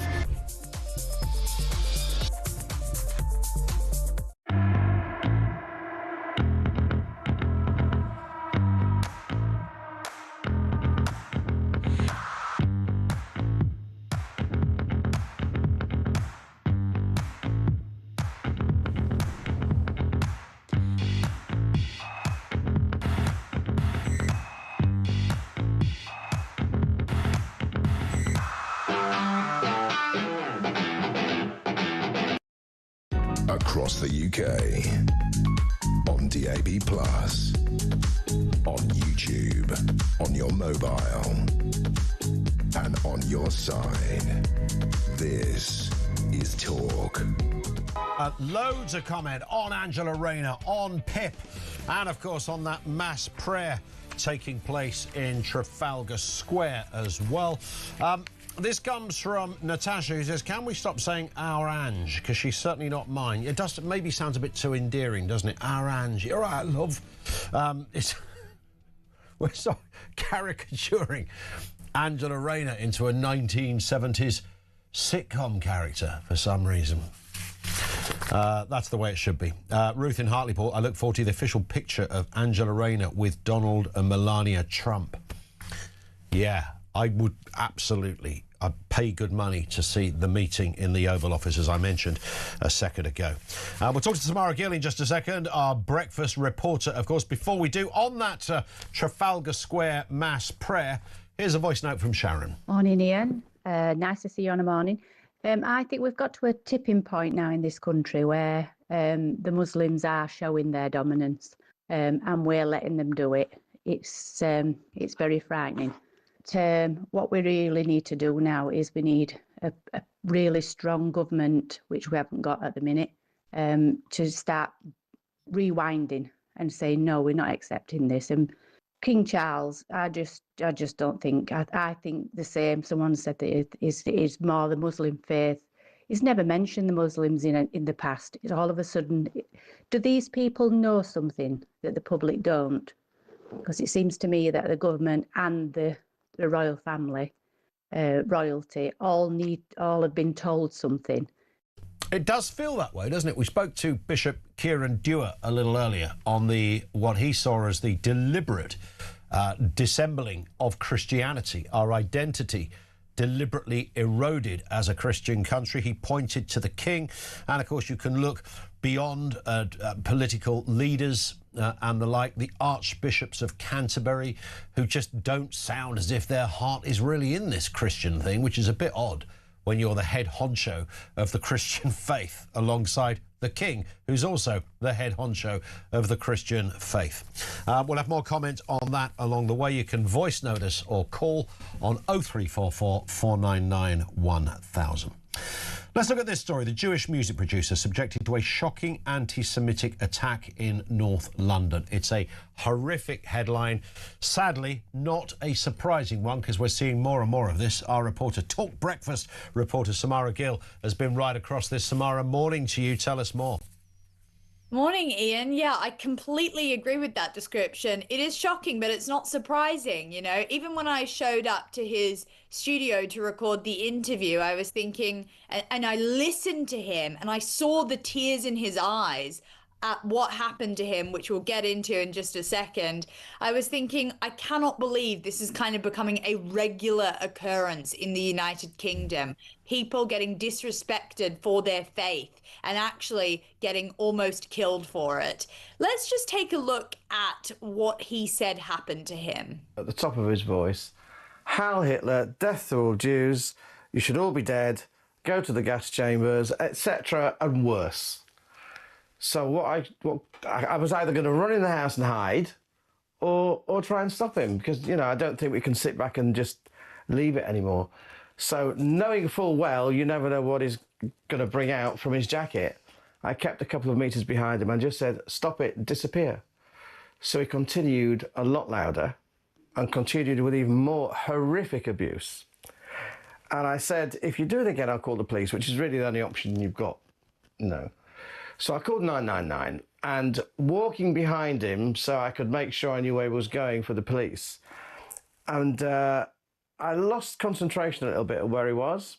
And as I was talking to the police, he ran at me and threw me in front of a vehicle that was going, 25 miles an hour, roughly? So he physically grabbed you? He physically ran at me, grabbed me and shoved me in front of the car. I mean, this, Samara, is absolutely horrific. It's blatant, it's daylight, and as we said at the beginning, it's not the first of these kind of attacks. But the idea that this was done with such casualness from the perpetrator here is horrifying.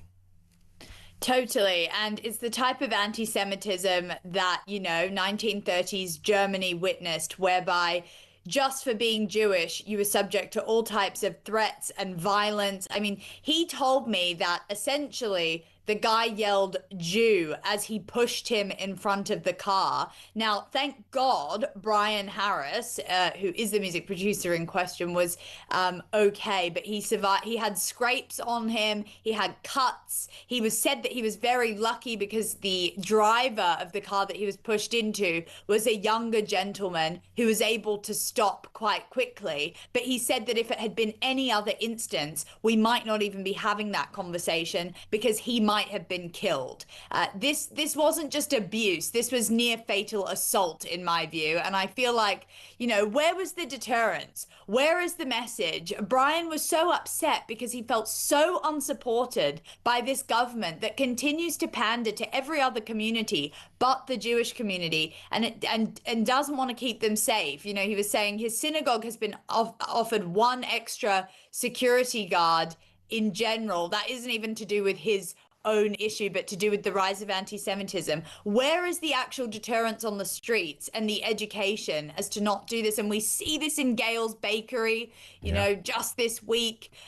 We at the Al-Quds Day March, I have never experienced that level of anti-Semitism out on the streets. It is growing and growing. And if we don't pop a cork in it now, it's just going to go completely out of control. I just want to see or show you the reaction after and what Brian has said about the future of Britain. Where is the political will to prevent this country sinking into something I think that's really, really serious, because it's not being dealt with? Many people have exited the country. Many have moved to Israel and other parts of the world. I mean, is that something you'd ever consider doing, especially after this horrific event? I don't think you will find a Jewish family in this country who have not sat round the dinner table at some stage in the past 2 years and have said, are we safe here? Should we go? How do we go? What are the circumstances with our families if we stay or will we go? I guarantee you every Jewish family have had that conversation. Well, isn't that what happened in the 1930s in Germany? And areas of the country are now no-go areas. I mean, this is an outrage, isn't it? We've got no-go areas for Jewish people in this country. Do we know anything, Samara, about the perpetrator? What has happened? What have the police said? Did he get away? Yeah, so to the police's credit, they came in about 3 minutes and they heard the whole thing transpire because obviously he called them before he was pushed.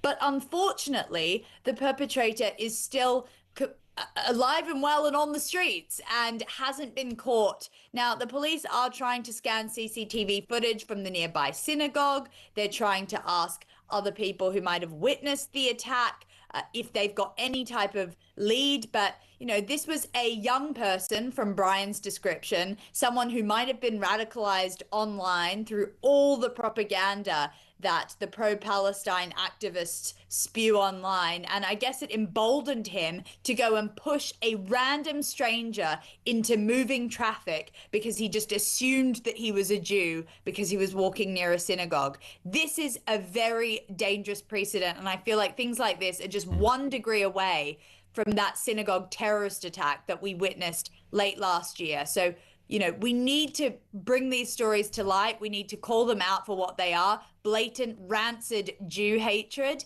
And I'm just very thankful that Brian is okay. And he's an avid watcher of Talk and a massive fan of yours, Ian. So he's just a lovely guy. And it was just harrowing to see what had happened to him and what he'd been a subject of. You could see he was very affected by it still. Listen, Tamara, it's a troubling story. Thank you for sharing that. We wish Brian, you know, lots of love after that. This should not be happening in the 21st century. Samara Gill, Talk Breakfast reporter, of course, with us here on the programme. But it's not an isolated incident. Do you know, I've told this story before. When I was at school, and this is kind of in the, so this is the early 80s, I had a teacher, she was a drama teacher actually, but it should have been a history teacher that was telling me all about this. She taught us all of our history about the Jewish story, if you like. She had her own family story of grandparents and concentration camps and the plight of the Jews from that period sort of up to the present day. And her name was Tessa Feynman, and she's still around, and I have bumped into her, and I worked alongside her son for a little bit as well. She was just amazing, this woman. She was an absolute force. And in the drama lessons, she told a story that should have been taught in the history. I don't know what happened to history in the 1980s, but we didn't get any of that stuff about really the kind of implications of the war, the Holocaust, the plight of Jews, what happened to those Jews, where survivors went, the Jewish population in this country, nothing at all. It came from Mrs. Feynman, the drama teacher. And she just brilliantly, and I don't think we really, at the time as kids, digested that this was kind of her story, in the sense that it was she talked about her grandparents, but I think it was more the overarching view of what had happened. But it was always completed with the kind of line that was then. That was then. It's not now. That was then. This doesn't happen now. You know, Jews are safe now. The ones that came to this country are safe now. And I always remember being, and I don't know why it used to hit me between the eyes, these stories she would tell. And I really digested it and understood where she was coming from and the whole entirety of it. But I felt a sense of a kind of relief from the haunting stories. And she was telling it appropriately to our age. The sense of relief was that it's no longer, we can breathe again. It's not happening anymore. Fast forward to 2025, 2026, it is happening. It's back, and it's back on one case is too many.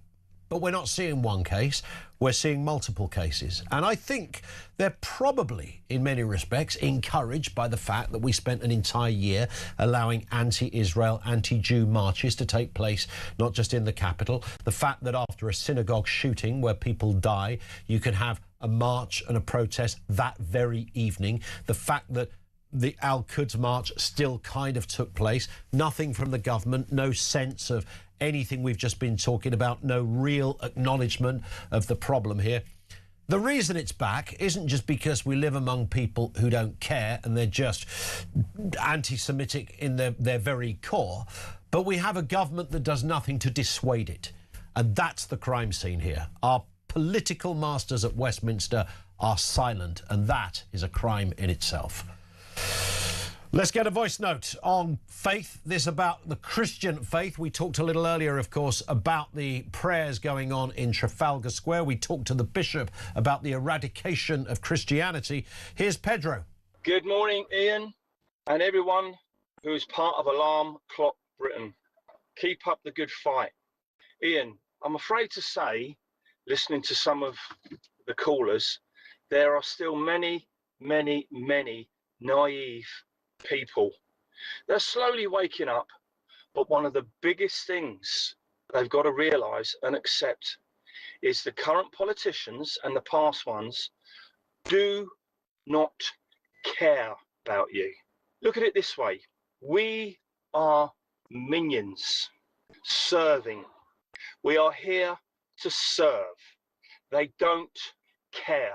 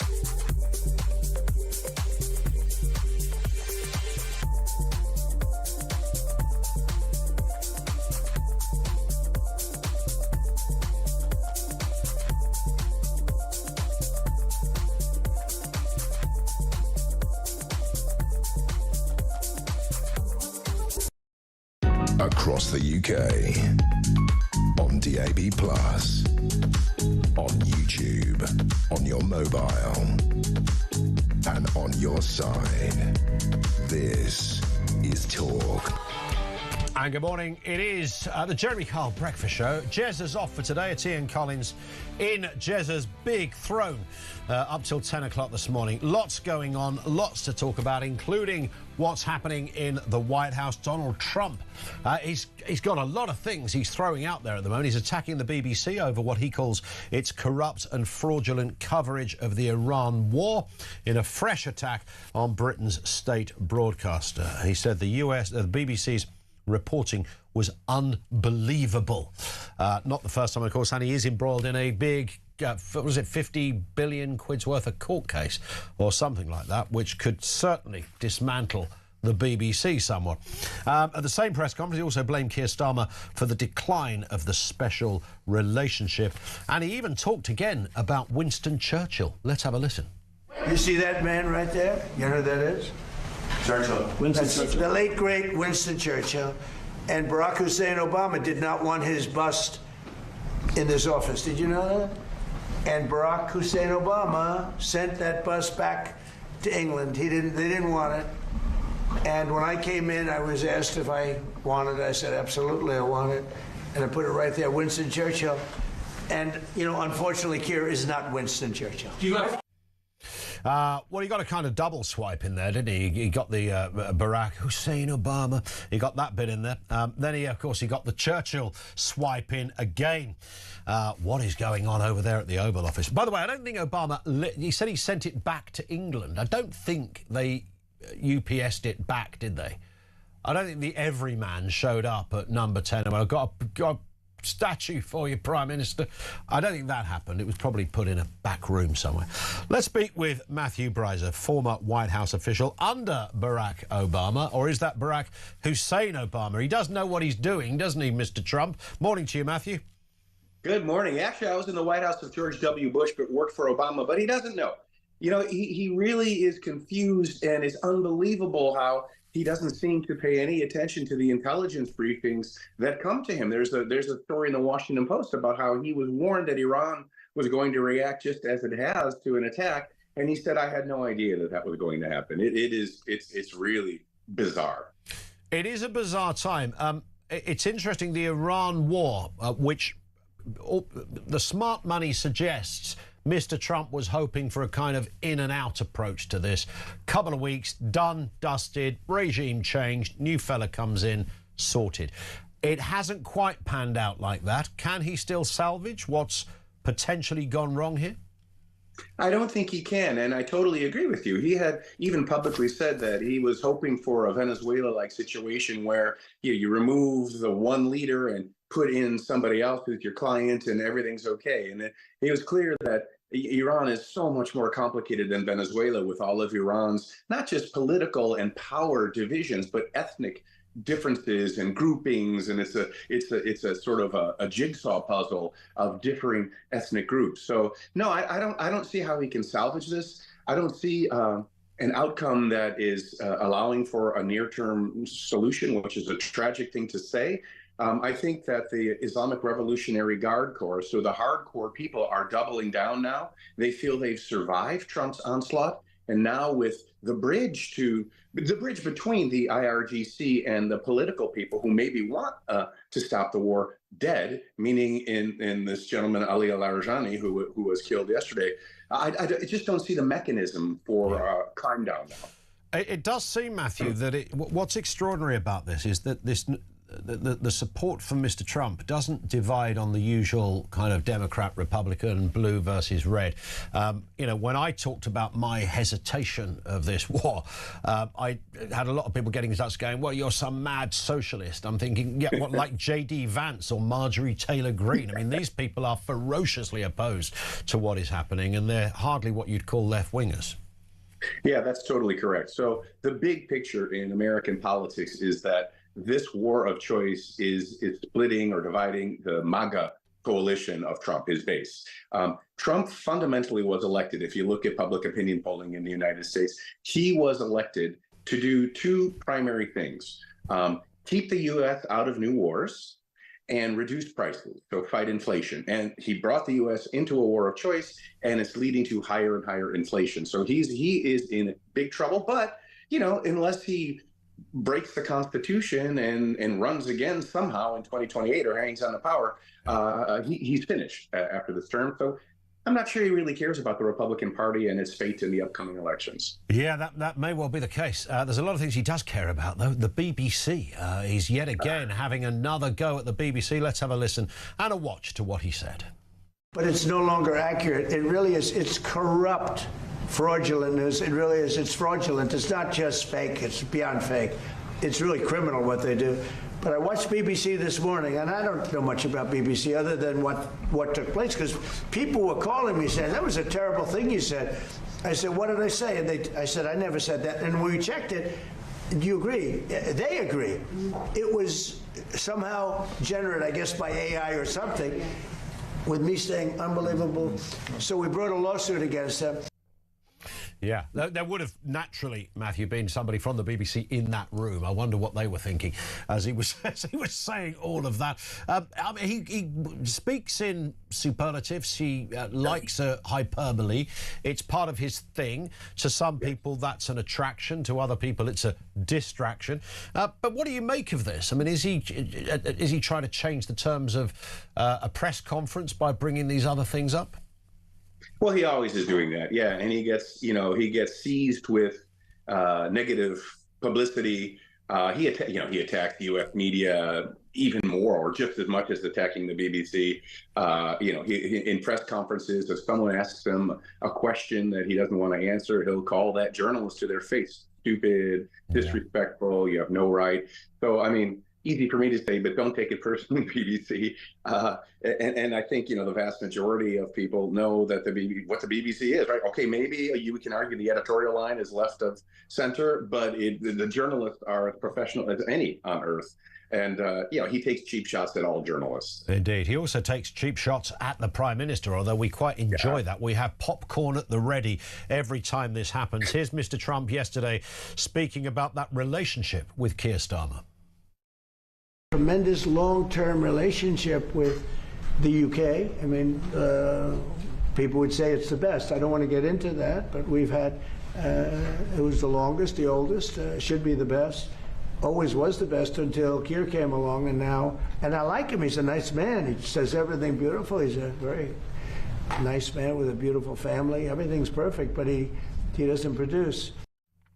That is a kind of textbook example of sort of passive-aggressive stuff, isn't it? It's like he's a lovely guy, he's a really got lovely family, everything's fantastic, he's just rubbish. So he doesn't hang around there. Do you sense, I mean, that there is certainly in Trump's mind, there is a change, irreparable damage to the relationship between our two countries, Matthew? In his mind, I think there is, because Keir Starmer didn't do exactly what Donald Trump wanted, which is, open up all of the UK's military bases to the U.S. attack on Iran and join in, and now isn't joining in on reopening the Strait of Hormuz. But, President Trump, he doesn't understand or even have interest in history or transatlantic relations. And so he said even a more outrageous thing, which is that NATO will never be there for the United States. It never has been. When, as we know, the only time Article 5, the joint security clause, has ever been invoked was to protect the United States after the September 11th attack. So he personalizes everything. And if you can be his friend yesterday and today, if you don't do what he demands, then you're no longer his friend. Yeah, I thought the NATO comment was kind of strange. He talked about it as if it was sort of some external body, when America is NATO. I mean, that was the curious thing about it, and arguably the greatest seat at the table of NATO. By far. I mean, in my diplomatic career, the two go-to organizations were the government of the United Kingdom and NATO. Those have been the cornerstones of U.S. national security, certainly since the Suez Crisis of 1956, but that was just a blip. I mean, since World War II.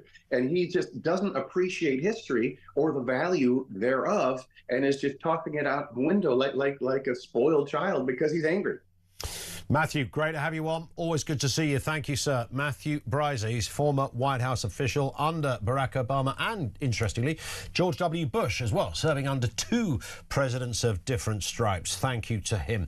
This comes from Kelvin in Macclesfield, who says the Labour Party are anti-British. Look at the laws they're bringing in for one religion. Everything they're doing is for a minority faith. Look around the world where the same thing has happened before. Iran is a good example. I can't believe these polls that say 70% of our population is against Trump bombing Iran. That's the amount of people who would sit back and let us get nuked first before doing anything about it. Trump was right to do it. You cannot wait to be nuked. Even then, the 70% of deadheads wouldn't attack back. I mean, I get that sentiment, but there are an awful lot of the right-wing hawks. I meant, Ron DeSantis, J.D. Vance, Marjorie Taylor Greene, who are ferociously against what Trump is doing in Iran. It's the kind of no more foreign wars thing. They also sense that in terms of where this war goes, that this is going to cost more lives for the Americans than any issue it attempts to salvage. And the nuclear threat was already eradicated is one of the arguments, but whatever end of the telescope you wish to be in on that one. Let's get a voice note on Mr. Trump and Ms. Rayner as well. Morning, Brian. Good morning, Ian. A bit of a fright there, mate. I turned you on and I thought I'd overslept. Regarding Angela Rayner, she'll be sitting opposite Trump and she'll be doing exactly the same as she did to Boris Johnson in Parliament at question time. She will be sitting there trying to put him off. Guaranteed. Cheers, mate.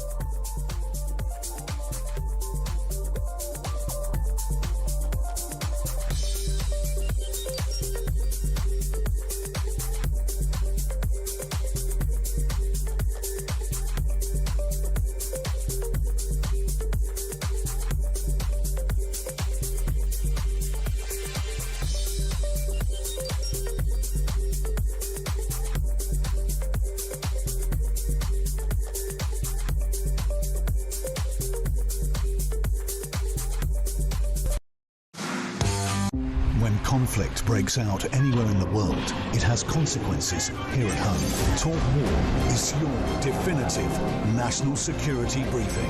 From the conflict in Ukraine to the tensions in Gaza and the latest escalation with Iran, this is where you'll find comprehensive comment and expert analysis with multiple updates throughout the day. The Talk War podcast from Talk, available on the Talk app or wherever you get your podcasts.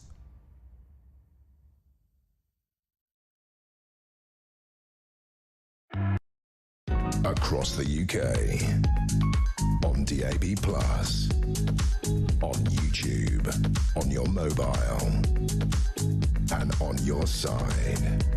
This is Talk. It is Talk. Good morning. 10 to 8. Ian Collins in for Jezza.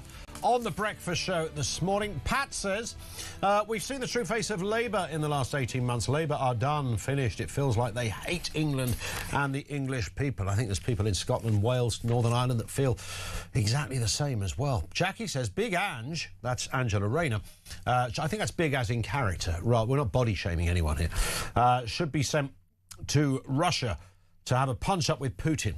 She would frighten the life out of him. She certainly frightens me. Keep going, Talk, says Jackie. Love that. And Brian says this act of Muslim dominance is solely down to Khan because he would have to have had approval for the application of such a gathering. This was the kind of mass prayer gathering in Trafalgar Square yesterday, which has kicked off some debate, particularly from the Shadow Justice Secretary Nick Timothy, who called this mass ritual prayer in a public place an act of domination. He says in a post on Twitter, I'm not suggesting everybody at Trafalgar Square last night is an Islamist, but the domination of public places is straight from the Islamist playbook. There is a kind of an optics about that, isn't there? And that is a fairly domineering, one could argue, visual. And people look at that and say, well, is that, is this free speech in action? Is this a society that accepts and tolerates people from all stripes and backgrounds in action, or is this something else? A lot to talk about here. And also this, the former UK ambassador has said that it's undeniable that Islamist ideology is rife within the civil service, which is creating anti-Israel sentiment. We were talking about anti-Semitism as well. Edmund Fitton Brown, who was a British diplomat for more than 30 years, claimed that rising hostility towards the Jewish state in wider society was being mirrored across Whitehall. And also a British October 7th survivor, Anat Ronkendall, the only known UK-based British Israeli to survive Hamas massacres. His father was shot dead metres away from him by Hamas, accuses the UK government as normalising anti-Semitism and appeasing bigotry. That is an irredeemable theme out there at the moment, not just that there is anti-Semitism, but it's being tacitly encouraged, certainly not discouraged, by our own government. Dr. Alan Mendoza joins us, Executive Director of the Henry Jackson Society and Reform UK's Chief Advisor on Global Affairs. Good to see you again, Alan. I mean, it is, we've talked a lot this morning already about these kind of growing cases of anti-Semitism. They're not just little moments in the street. Some of these are violent, some of them are almost lethal, they're horrendous, and they're on the up.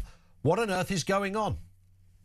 Well, what on earth is going on, unfortunately, Ian, is the legacy of years of doing nothing about it. The reason anti-Semitism is growing in the UK is because the penalties for anti-Semitism have not been made clear or enforced to those who have been perpetrating them. And we've seen a massive increase over time as anti-Semitism has, come to the fore from people who might not have said anything anti-Semitic a few years ago, but have felt that they've been empowered to do more now. So it's, unfortunately, it's a trend that's stemming now from the far left, from Islamist sources.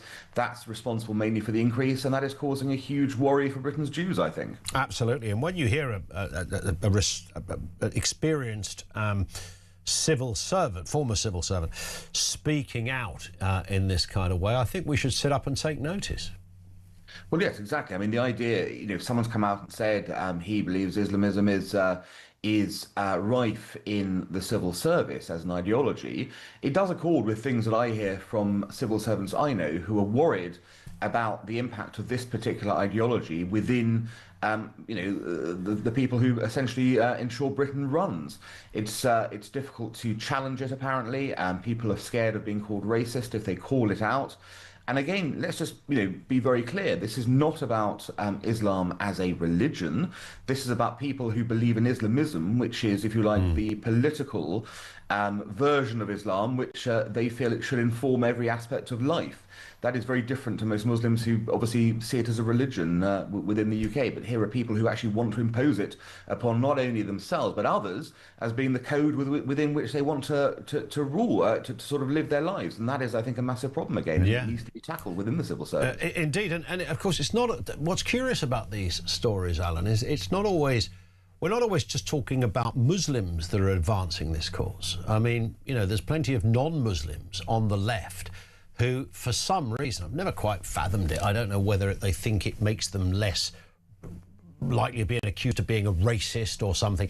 It's just, you know, in the same way that you never really get the left condemn issues in the Middle East, well, even ISIS and horrendous stories such as that. They almost can't bring themselves to condemn a brown person. I think that's at the heart of it, and it goes against everything. It feels as if it's sort of counter-intuitive to everything they stand for, and if they start talking about Islamism, political Islamism, then that might make them a bad person.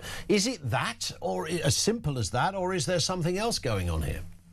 Well, it's a bit more complicated. I think you're right, of course. There is that, you know, kind of prevalence of, me white bad, you not white good.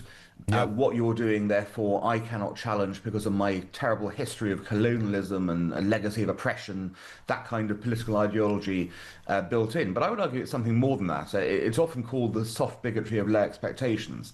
Often this sort of white saviour complex, to use the phrase they like to use themselves in this way, is driven by the sense actually of inverse racism. It's basically saying, you know, we're the oppressors, but we're not expecting anything of you. We are expecting that you are, you know, of a low mindset. You don't know any better. We can't impose anything on you, and therefore we don't expect you to change. And it's actually a form of racism, essentially, to go and say, because you are a different colour as such, we are not going to dare expect you to do anything different. Yeah. So there are complicated reasonings within the left. Some of it is, you know, guilt. Some of it is, you know, kind of trying to whip yourself. And some of it, I think, is actually a sense of, let's pat these people on the head and say you're okay to do this. So all these things come together in a very potent cocktail, and that leads to a situation where an ideology that should be challenged, because essentially it is akin to fascism, is not challenged. And we end up with its growth and its deleterious effect, firstly on Muslims themselves, who are often the first victims of Islamism, those who are not Islamists, and then everyone else who become the next victims after those Muslims who are victims first. Worth having a listen to Marco Rubio, the Secretary of State, on that issue of radical Islam. Here he is. Radical Islamic movements in the world identify the West writ large, but the United States in particular, as the greatest evil on the earth. And every chance to have the notion that somehow radical Islam would be comfortable with simply controlling some province in Iraq or Syria is just not borne out by history. Radical Islam has shown that their desire is not simply to occupy one part of the world and be happy with their own little caliphate. They want to expand. It's revolutionary in its nature. It seeks to expand and control more territories and more people. And radical Islam has designs openly on the West, on the United States, on Europe. We've seen that progress there as well. I mean, on that point, Alan, do you think there is a radical Islamist threat to the UK? Of course there is.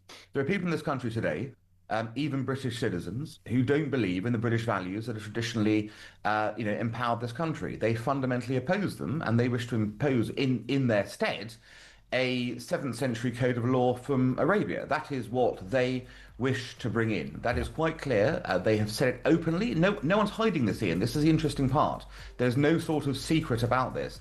There are people in the UK who are openly going around, spreading Islamism, Islamist mantras. Yep. They're not ashamed of saying so, and we are just not listening to what is happening. We're not listening, and as I said at the beginning, there's almost a tacit encouragement coming from quarters that should, frankly, know better.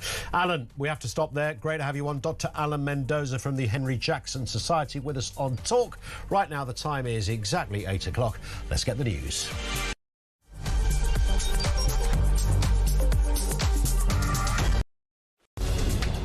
Labour MP, they say, listen, Keir, your position is untenable. This is all about appointing that rat, Peter Mandelson. We've now had another resignation from number 10. The plot is sickening, the noose is tightening. His failings are internal. He's useless, incompetent, has no political judgment.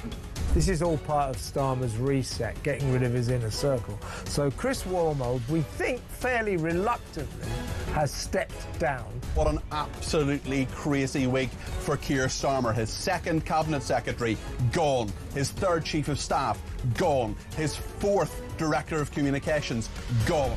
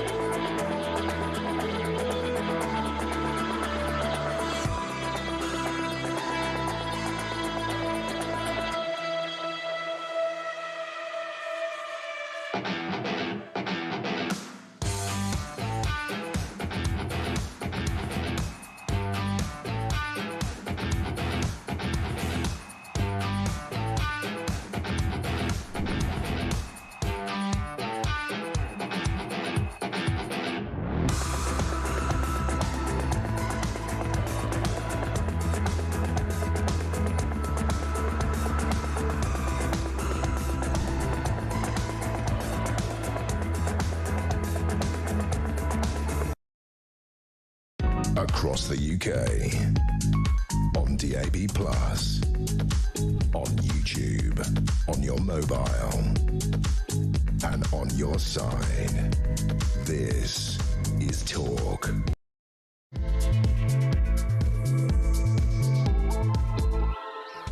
It is Talk Breakfast, and good morning. It's Ian Collins in for Jezza on The Breakfast Show. It's Wednesday, 18th of March, just gone 8 o'clock. We're absolutely rammed at this end. Everything from Angela Rayner, anti-Semitism, what is happening to PIP claimants in the UK, and Donald Trump is having another pop at the BBC. Good man. Details to come, 0344 499 1000. Bit of an update as well, as you may have heard there on the news, on the meningitis story in Kent. The number of cases being investigated by health officials has now risen to 20. That's up from 15 previously. It's a bit of a moving story. We're not, by the way, I'm seeing people online talking about get your masks ready. No. Social distancing, no. Lockdown, definitely not. But there are agitators out there saying this is the way you respond. No, you don't respond. We're a civilised first world country. We have medical systems in place to deal with it, and they are brilliantly dealing with it now down there in Kent, Canterbury in particular, where this tragic outbreak began. We will keep you, of course, fully up to date. On that issue of disability payments, I was referring to it earlier. It's doubled in 7 years, the amount of people claiming personal independent payments. So that's double. We're talking about 4 million Brits. You are bound to up 4 million Brits. This is just one benefit, by the way. 4 million Brits are claiming this. We understand. I keep saying this. I feel I have to put this caveat in every single time. If somebody is disabled, whether it's physical, whether it's a mental health issue, a serious psychological issue in that respect, then most taxpayers are, in fact, all taxpayers go, yeah, that's where my money goes. I want to help people in trouble.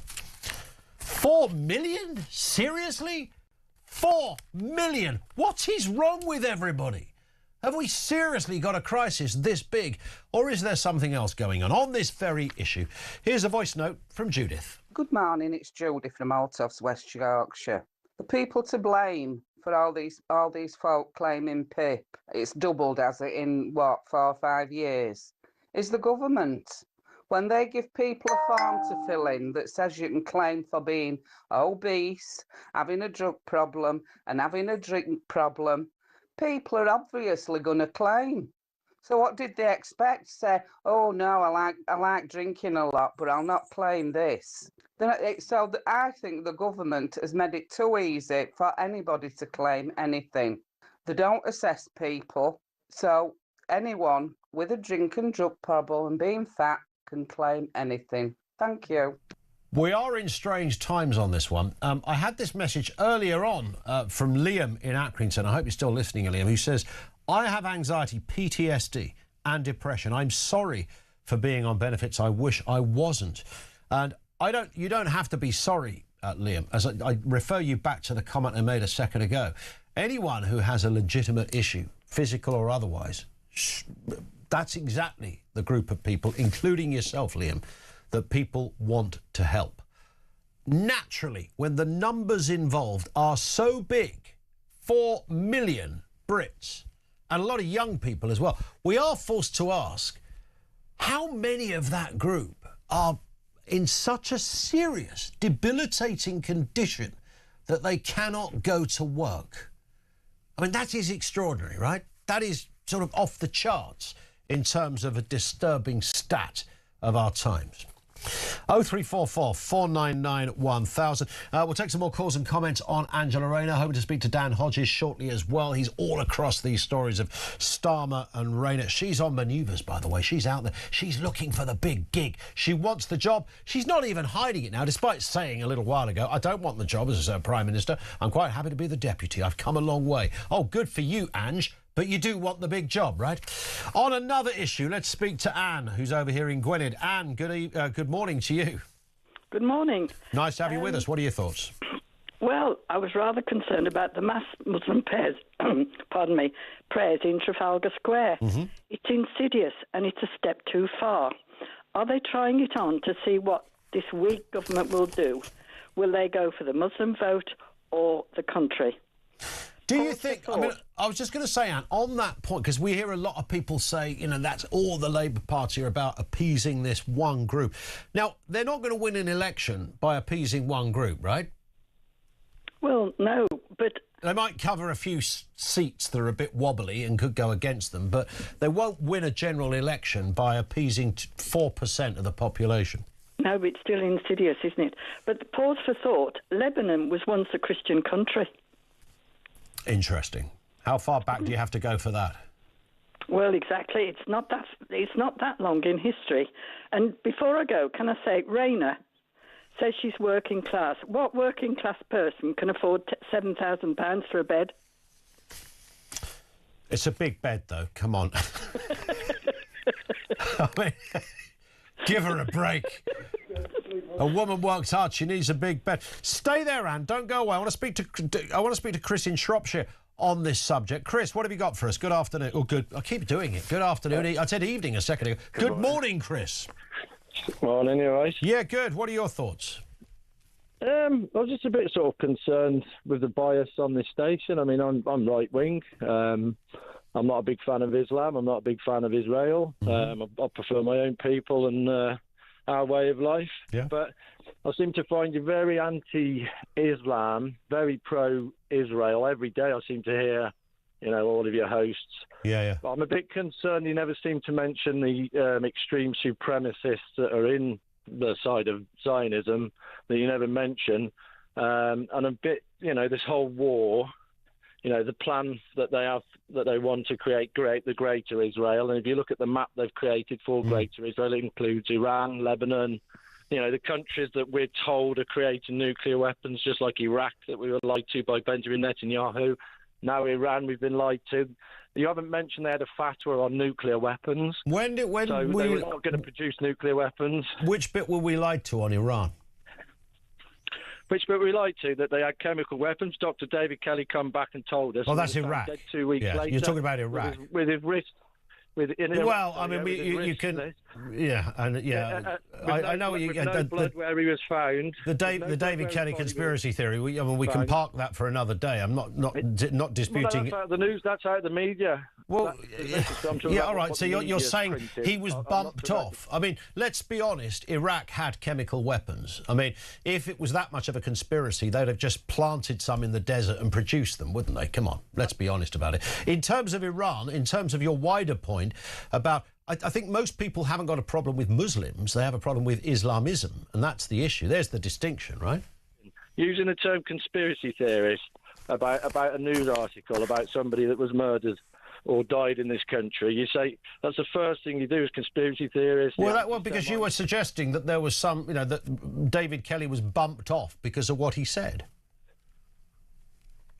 Well, Dr. David Kelly, there was no blood found around his body. This was in the newspapers. There's no blood, but his wrists were slit. Makes sense of that. I mean, you'd have to be an idiot to think that makes sense. Well, his family haven't come out and challenged this.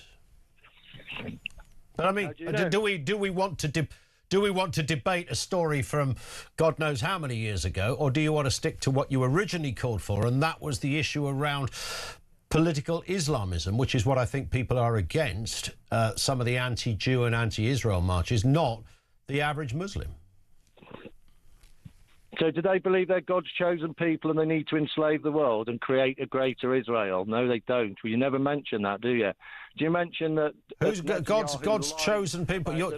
When you say God's chosen people, I mean, does every faith not have a belief that they are God's chosen people? No. So I've got some Jewish friends who would come on and talk to you and openly admit that I've got Muslim friends and Jewish friends. You haven't, Chris. Come on, you're just making this up now. You haven't got any friends. Just because clearly you're obviously a racist and you don't have friends from. Hang on. Why am I?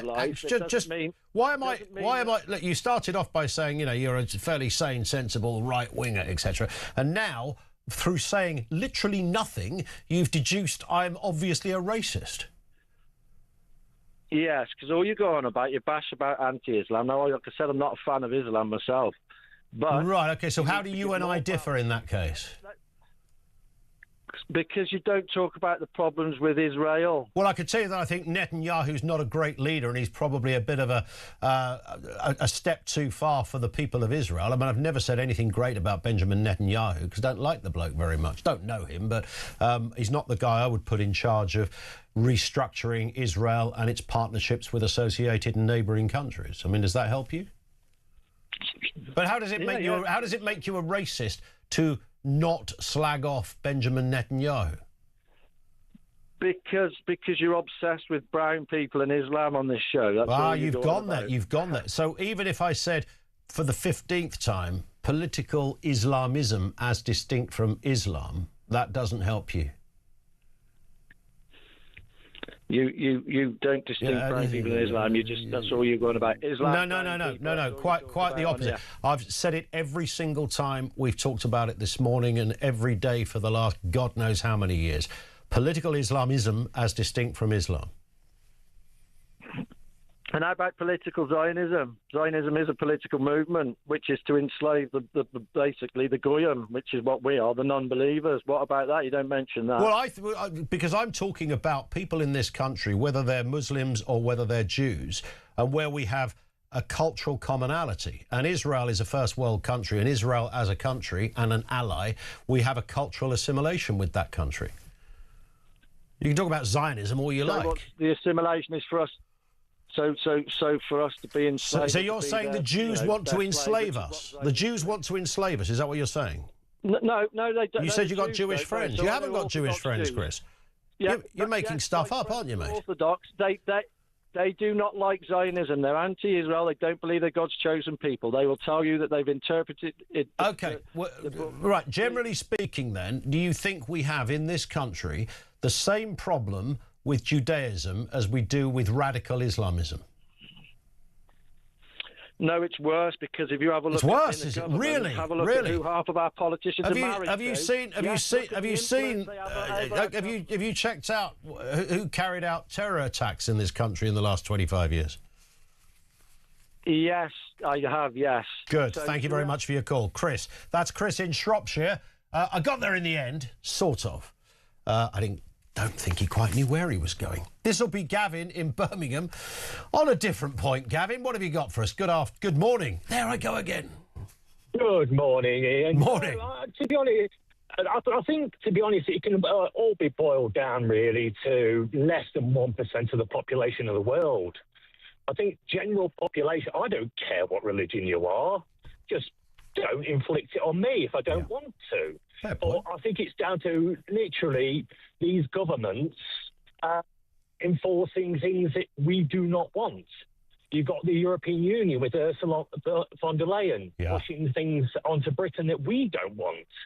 But it always boils down throughout history, less than 1% of kings, queens, that cause the devastation for the most of people. It always is. And you know, when people talk about, you know, it's only a minority, you know, the Nazis were once only a minority. It is a small percentage, but that percentage can be absolutely lethal. Exactly. Everyone can have a point of view, and I agree with that. You have a point of view, I have a point of view, we can have a discussion about it, but at the end of the day, it's that very small minority that are in power that ruin it for the rest of us. Yeah. End of. So it's literally... But here's the weird thing, though, Gavin. If you had, like, a Labour politician sitting here now, they would say to me and you, do you really think I wake up in the morning to try and ruin the country? I wake up in the morning to make it better. That's what they would say, though, right? Now, you and I would look at them and say, you're not of this planet, mate, because you are ruining the country. But they would argue that isn't their intention. Whether it's their intention or not, is just the fact. The fact of the matter is that small percentage is ruining it for the rest of us. Yeah.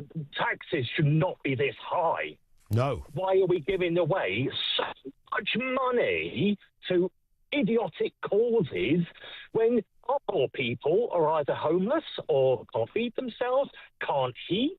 Correct. People who've paid their taxes, it's just like grandparents, I can't afford my heating. So we should never here we are, and I always use that phrase, it's the 21st century. We should never be in a place where our elderly people, where in some cultures they are almost worshipped like royalty, the elders, the most experienced, the sage-like wisdom merchants of the family tree, would always be looked after, and we don't seem to be able to do that very well in this country. And similarly for former military personnel, no one who served in the armed forces should be sleeping in a shop doorway. That is just a fact. Gavin, I've got to move for no reason other than time. Thank you very much indeed for that. 0344 499 1000. More of your calls on the way. So much to get through, whether it's Angela Rayner, Matey, who called us a second ago with his tinfoil hat on, or anything else you want to talk about. Lines are open. This is Talk.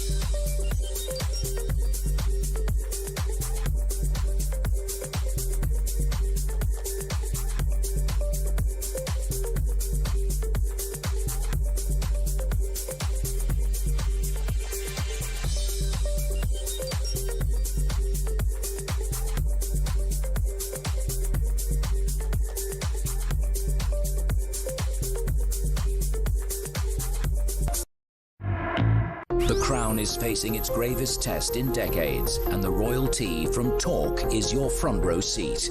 With royal reputations under pressure and probing questions about public trust, we unpack every twist and revelation with the biggest names in the business. From the throne room at Buckingham Palace to a mansion in Montecito, we follow every royal ripple. Never miss a moment of The Crown in crisis. Subscribe to the royalty from Talk on the app or wherever you get your podcasts.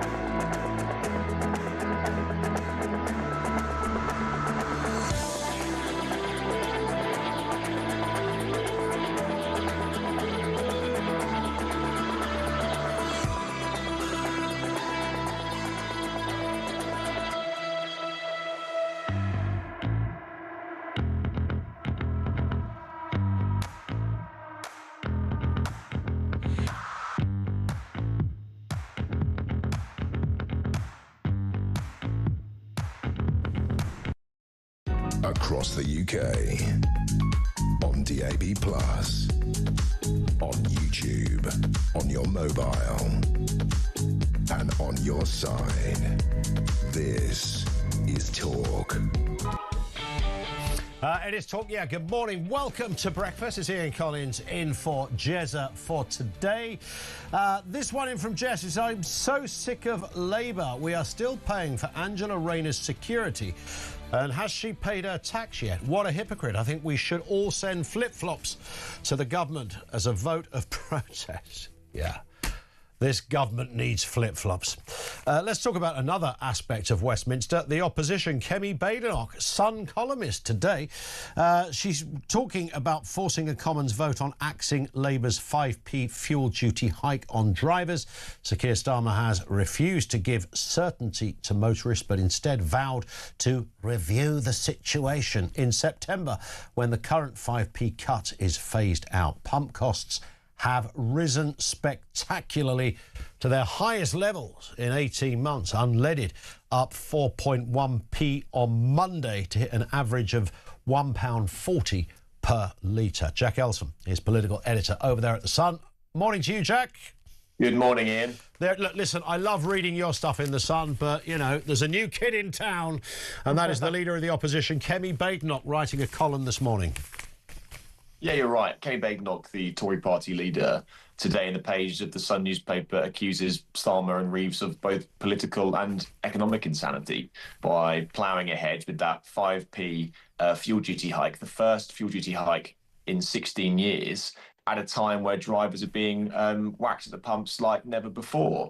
So today she's going to force an opposition day debate in Parliament. Now, these votes are actually, they're non-binding on the government, but I think what her aim is to almost embarrass Labour MPs who either vote against it or abstain, and actually spook them with the prospect of Keir Starmer doing one of his famous U-turns, whereas actually he does end up abandoning the 5p hike, and then these Labour MPs who have been marched up the hill on various occasions now look pretty silly to their constituents, who I don't think will thank them for going through the lobbies today to put up that 5p hike. It just seems at a time, and I understand the Starmer point about how we need to wait till September because we don't know what the situation is going to be. But I do think the drivers probably want some sort of certainty now about what their budgeting is going to be like for the rest of the year, because while 5p sounds like not very much at all, it will add about an extra 200 quid onto an average family bill if it does go ahead. Yeah, indeed. Let's have a listen then to the Chancellor on this very point. There is an important role for oil and gas, especially at the moment. You see countries like Canada. There is an important role for oil and gas, especially at the moment. You see countries like Canada and Norway increasing their production, and every country's got to play their part in ensuring that those energy supplies are there when we need them. Well, I mean, that sounds like a classic political platitude, Jack, to be honest. Didn't say very much there.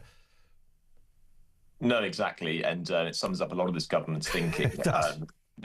They sit on the fence with many issues, and then, despite the fact that things seem inevitable, they seem to lack the political antennae and ability to see round corners, to do things in advance, and then eventually they do move on something, they get no political capital for it whatsoever because they seem to be dragged kicking and screaming. It's the same with the farmers, it was the same with pubs, watering down the Employment Rights Act. I could go on, and it does seem this is going to be another situation where now every major party, apart from the government, Tories, Reform, even the bleeding Lib Dems, are calling for this 5p hike to be axed.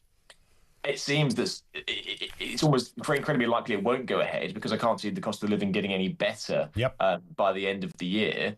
Starmer will eventually have to cave on it. He'll have to fold. He would have marched his Labour MPs up the hill to defend it, and he'll get no credit for it whatsoever. It's just a classic case of just the political ineptitude of very large parts of this government. Absolutely. Give us an overview, if you would, Jack, about the mood in the Labour Party at the moment. I remember before the last election, in fact, when they all had their own party conferences before the last election, you were there, the Tories party conference conference pre-2024 was essentially a wake. It was a, horrendous. You speak to any Tory MP, they tell you it was the most horrendous period they've ever experienced. People walking around like Romero zombies. It was awful. Labour Party conference, very different, very buoyant. They were excited. They were hungry. They knew they were going to win, and they did win. However, there's been no honeymoon period. The mood among backbenchers now is very different. There's no celebrations going on in Labour HQ right now.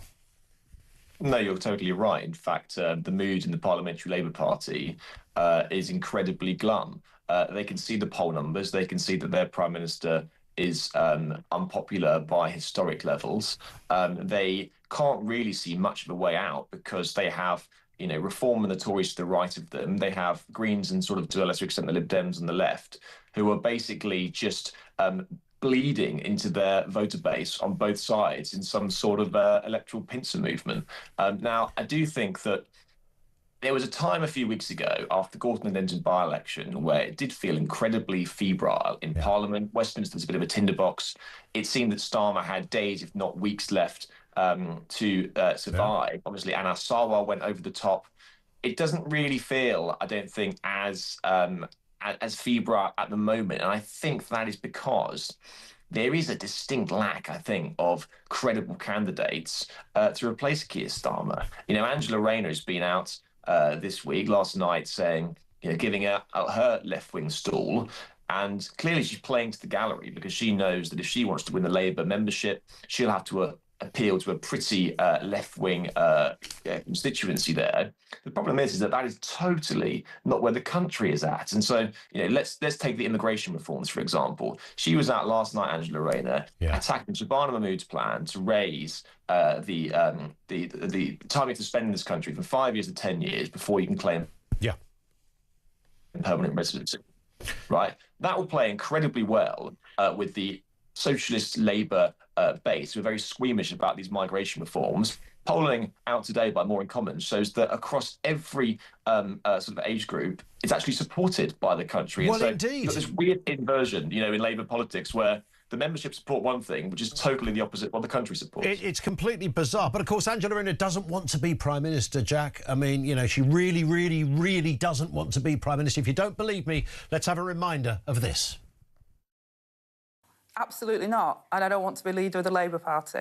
I'm very happy and honoured to do the job. What kind of politician are you? You don't want to be leader of your party? No, I'm very happy and honoured and to be Deputy Prime Minister of this country. And I've got a lot in my entry to prove that I can do the job that I'm doing and deliver on the milestones for the people of this country. That's what I'm interested in, Trevor. You know this is being recorded, don't you? Because actually, that means one day, if you do, somebody's going to play it back to you. Absolutely. I'll be happy for you to play it back to me. I have no desire to go for the leadership of the Labour Party. My desire is to deliver for the people of this country who have given me opportunities beyond what I could have dreamed of.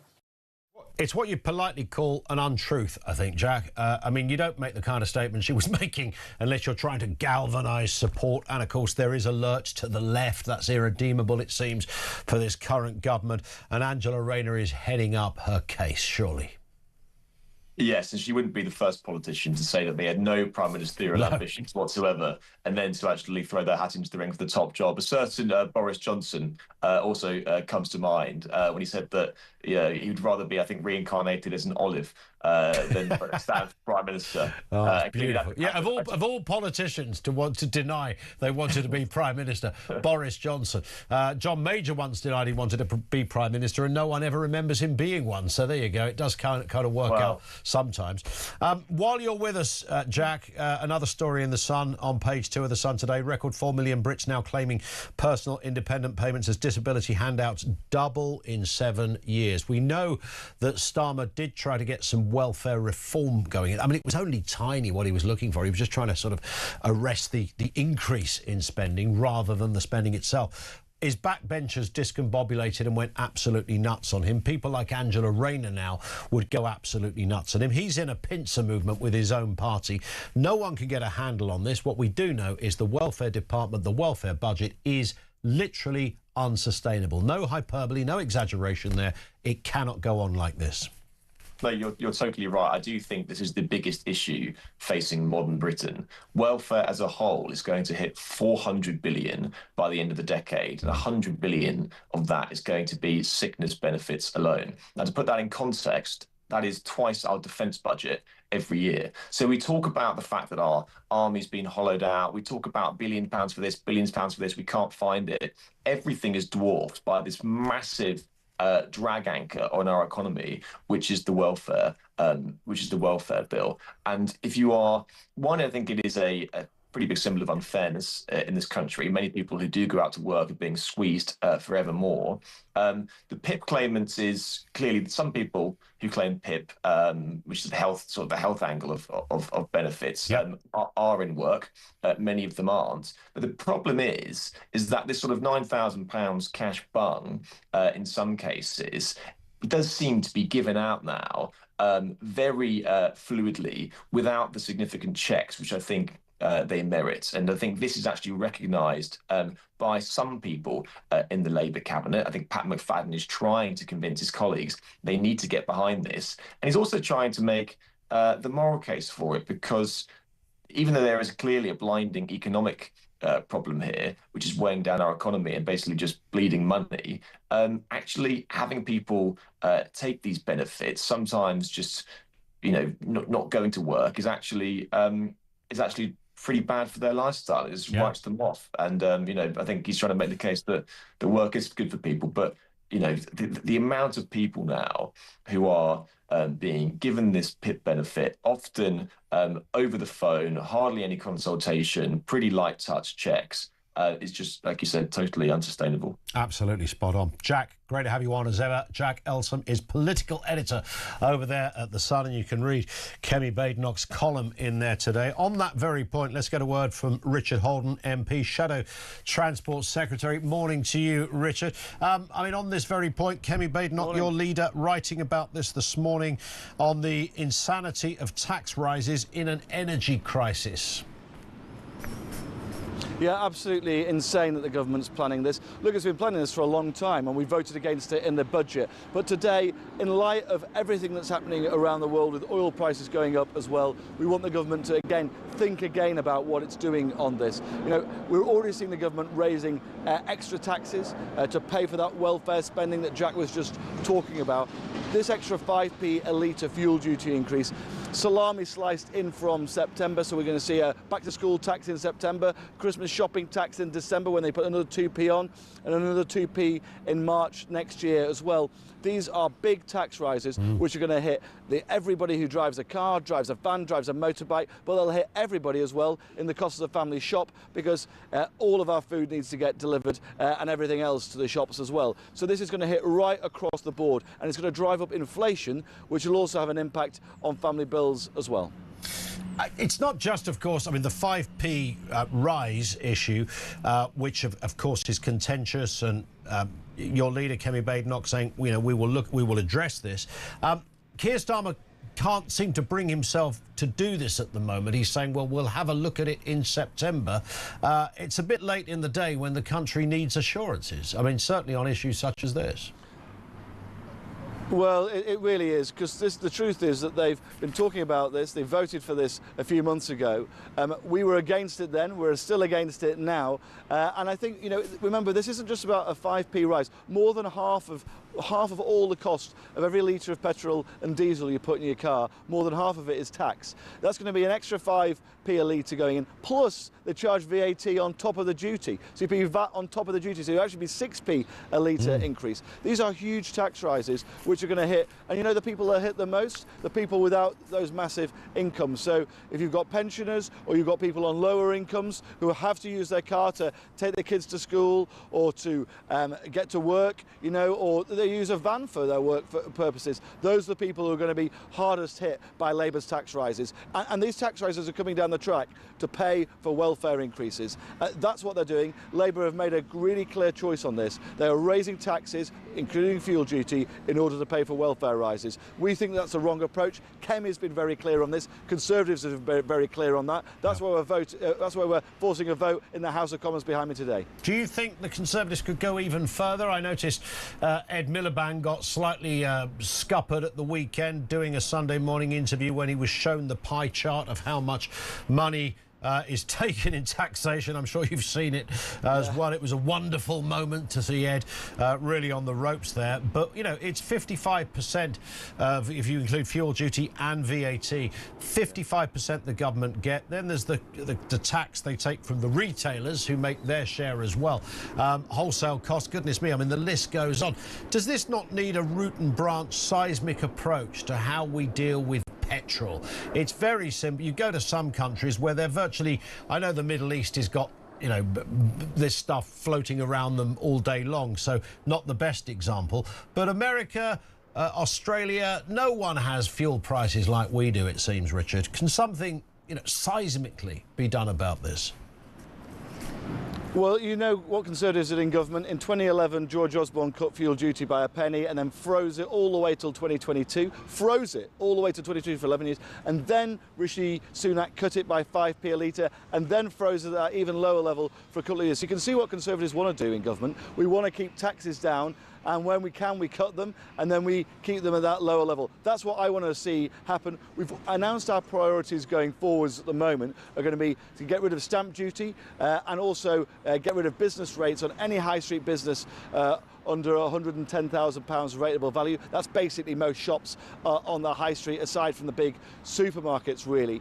So that's what we want to do. That's our priority at the moment. But we've got to get the entire tax system and the entire spending system under control. That's why we've also said we've got to see some big welfare reforms. Because if we're going to promise tax cuts, we have to show where the money's coming from. Today we're saying the government shouldn't be raising these extra taxes. That's why we're pushing it in Parliament today. We've also saying, in another vote later on, that they should be stopping the extra tax on students, the 3% interest payment on top of inflation, which students have to pay. We're voting against that today, and we're saying where it's going to come from, the money saved on that, by cutting some of those courses which are useless. We're coming forwards with practical solutions and how to pay for them. That's what we're going to do at every stage, but you can see the direction of travel we took in government, you know, cutting and freezing fuel duty, and that's where we want to be today. Richard, thank you for your time, sir. Enjoy your day. Richard Holden, Shadow Transport Secretary, with us on the programme. Thoughts on what he had to say. Of course, you might not unreasonably counter some of it. Again, well, you were there 14 years and life didn't get wholly cheaper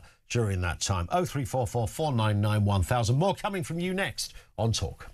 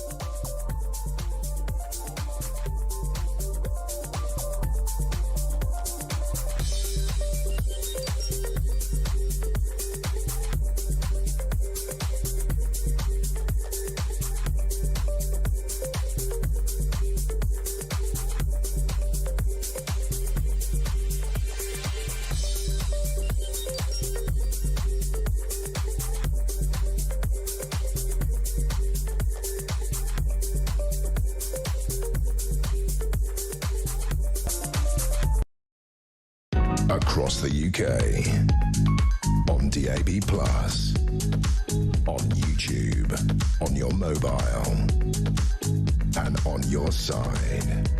This is Talk. It is Talk, yes. Good morning. Ian Collins in for Jezza.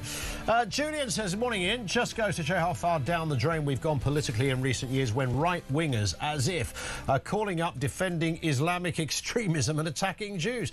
Like something from the in-betweeners. Jewish friends. Islamic friends. You dealt with him and swept him aside in style. I'm glad you said that, Julian. He was a bit of a curveball. He kind of popped up out of nowhere. Put a few caveats in beforehand. Basically, I'm a right-winger.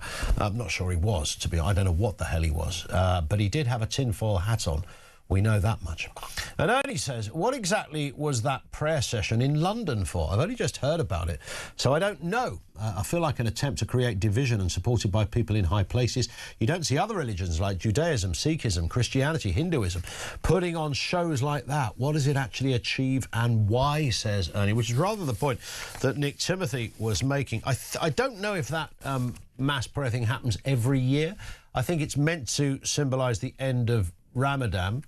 I think that's the case. Sadiq Khan, who's the Mayor of London and a Muslim himself, joined that prayer session. And a lot of people say, look, I'm a bit caught on this one because, you know, it's a free country and, you know, we have lots of different religions. Why can't a religion have a show of its belief system in action in a public place? Others, like Nick Timothy, the Shadow Justice Secretary, saying this is an act of domination. And I get it. I think I understand what Nick Timothy is saying in this respect. There is a sort of an optics there that does look... Again, these are sort of phrases we've all been taught over the last 20 years not to utter. But it does look a bit out of place, doesn't it? In London town. Wonder what the old Cockneys would have made of that back in Victorian Britain. Let's get a word on this and the other big stories of the day. Isabel Oakeshott, Talk's international editor, joins us. Isabel, good afternoon to you. You were not in Trafalgar Square yesterday on your knees praying, as far as I know, just to clarify. No, I'm not. Neither am I in the United Arab Emirates at the moment. But I would say that where I normally live in Dubai, which is clearly a Muslim country, I've never seen anything like that and would not expect to see anything like that. And I think it would be immensely frowned upon because it is very in your face. And that is not how cultures that respect each other's differences actually operate. I've seen, I don't want to go into too much detail of this because I don't have the story right to my fingertips now, but I think that there have been various iftar celebrations. So that is the breaking of the fast after sunset inside churches in the UK. I'll come back on that if I can get the picture. Oh, I can't wait for that. Goodness me. I do have a problem with that. I really do have a problem with that. Now, I mean, I've been brought up a Christian. My family were very, very dedicated to their faith. You know, my parents were, it was a very important part of their lives. And my mother was always very keen on interfaith dialogue. So I'm not against that at all. You know, people of all religions and none need to talk to each other. And I enjoy understanding what other religions believe and their value system and so on.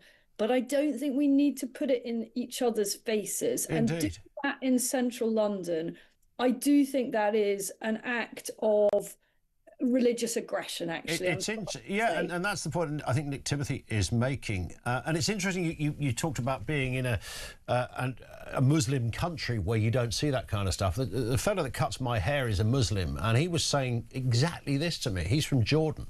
And he said, I had to almost look up what Sharia law was when I came to this country.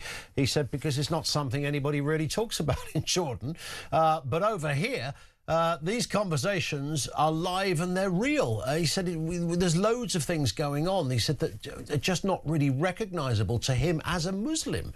So something's happening. And we spoke earlier to a bishop on this point, Isabel, who's written a letter to the king suggesting that this country has lost its Christian identity. What do you say to that?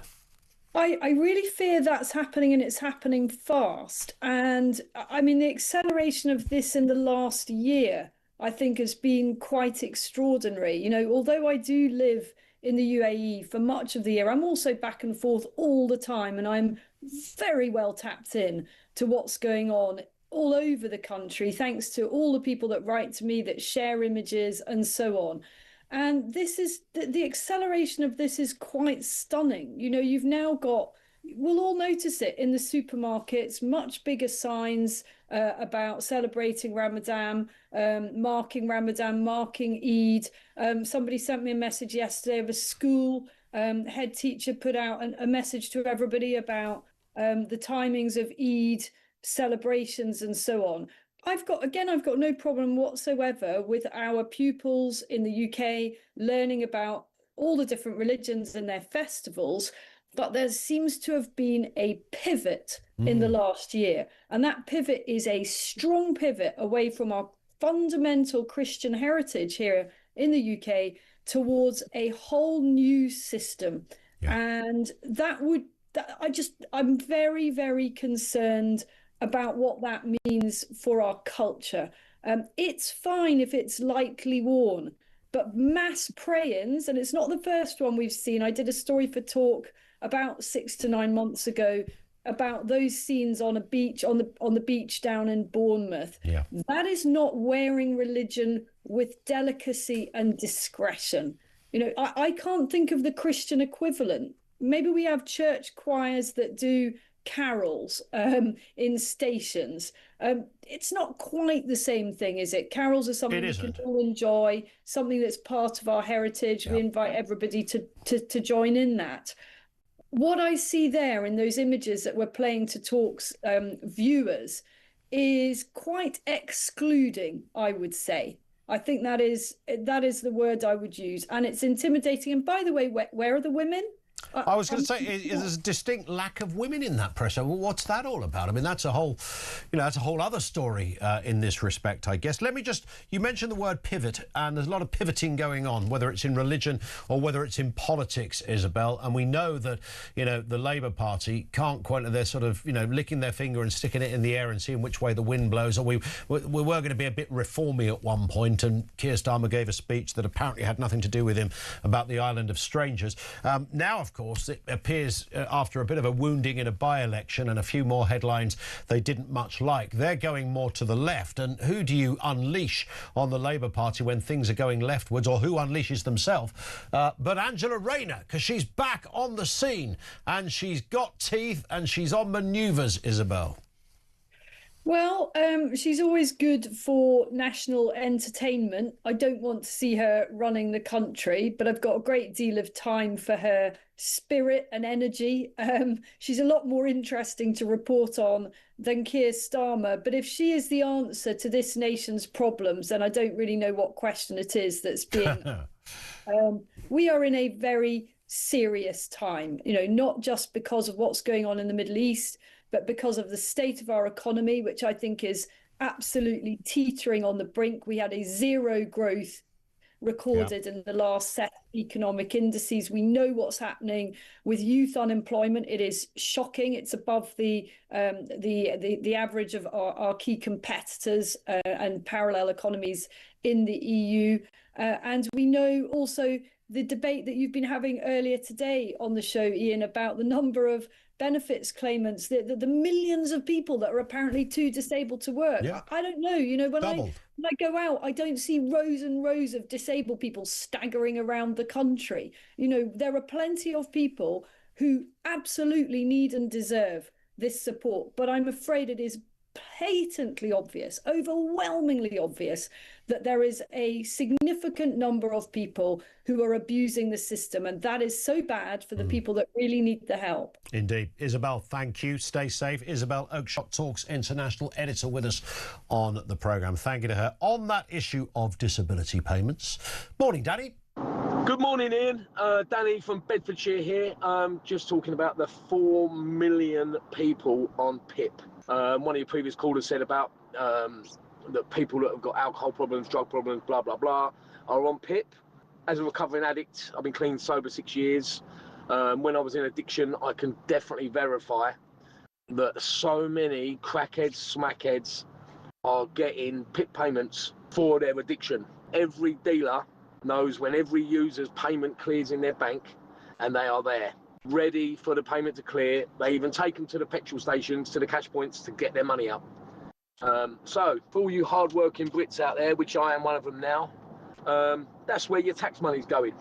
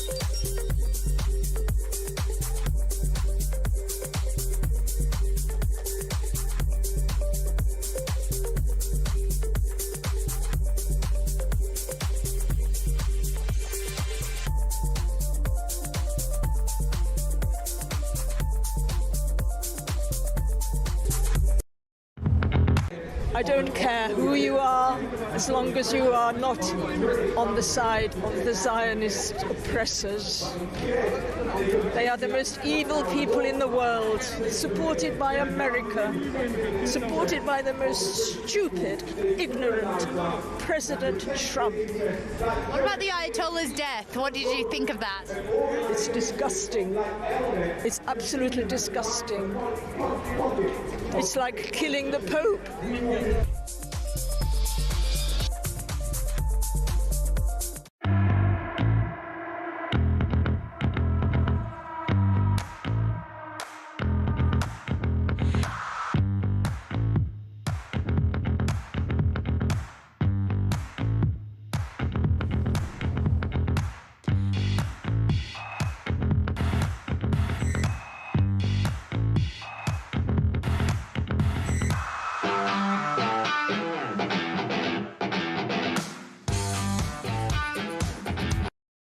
Across the UK, on DAB+, on YouTube, on your mobile, and on your side.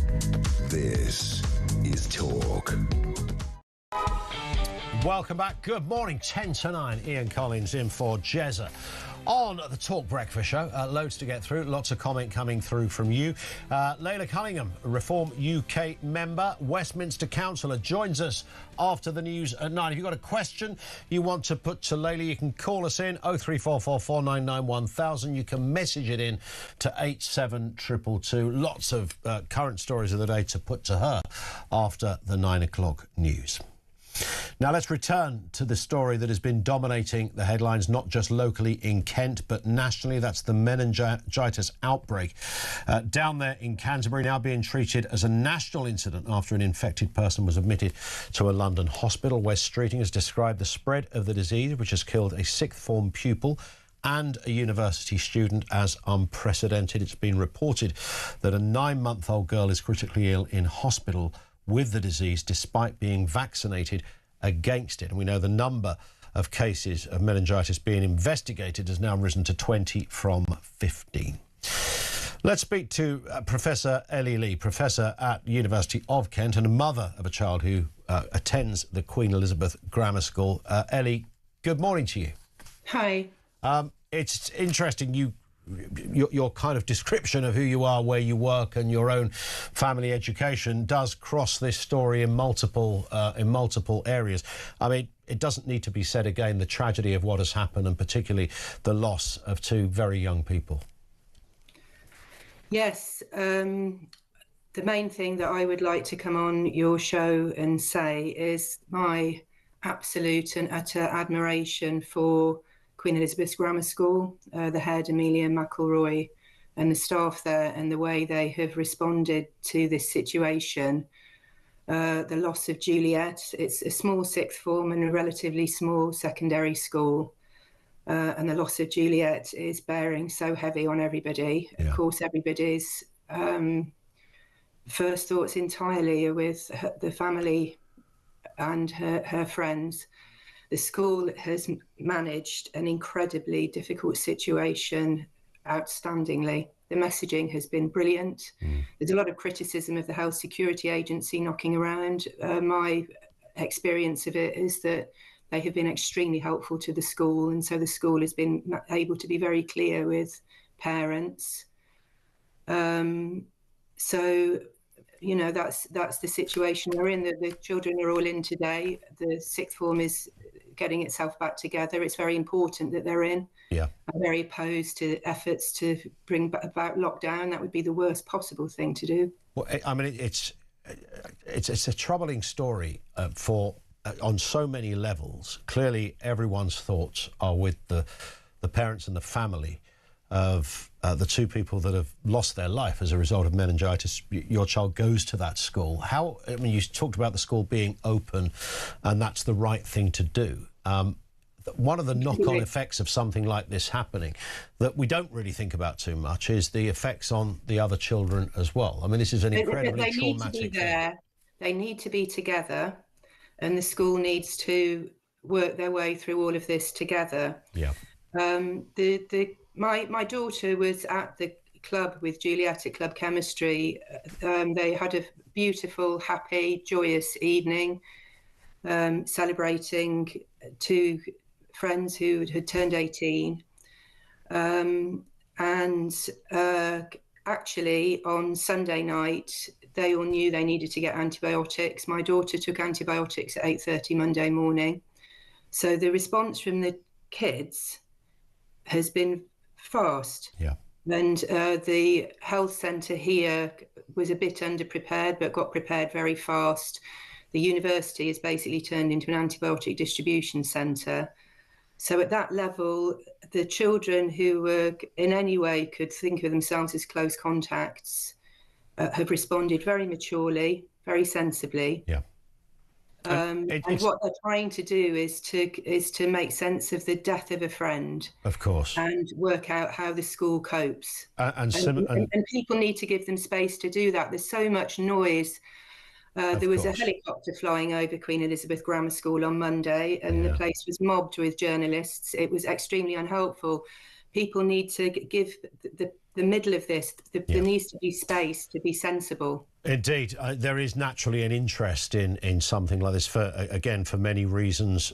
Lots of people talking about what happened in the nightclub. I mean, there's various. Nobody yet knows, whether it's sharing vapes, whether it's people kissing, whether it's coughing, whatever it happens to be. I mean, all those questions will be out there, and who knows whether anybody ever gets to the point of knowing precisely where or how this started. But started it did, and those numbers are on the increase. You also lecture at the University of Kent, of course, the other area affected by this, where a student has died.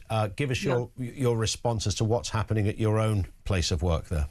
I think that the university has tried to be very sensible. I mean, term actually ends on Friday. We're in an assessment week. There wouldn't have been any teaching this week anyway. The university is trying to do its best through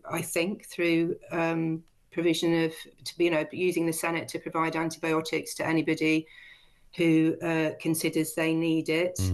My students who I teach should have been doing an in-person exam on Monday, actually. The exams were put online. I think people need to understand, though, that part of that was to make sure as complete as possible completion of examination, because you don't want a few people not turning up. Yeah.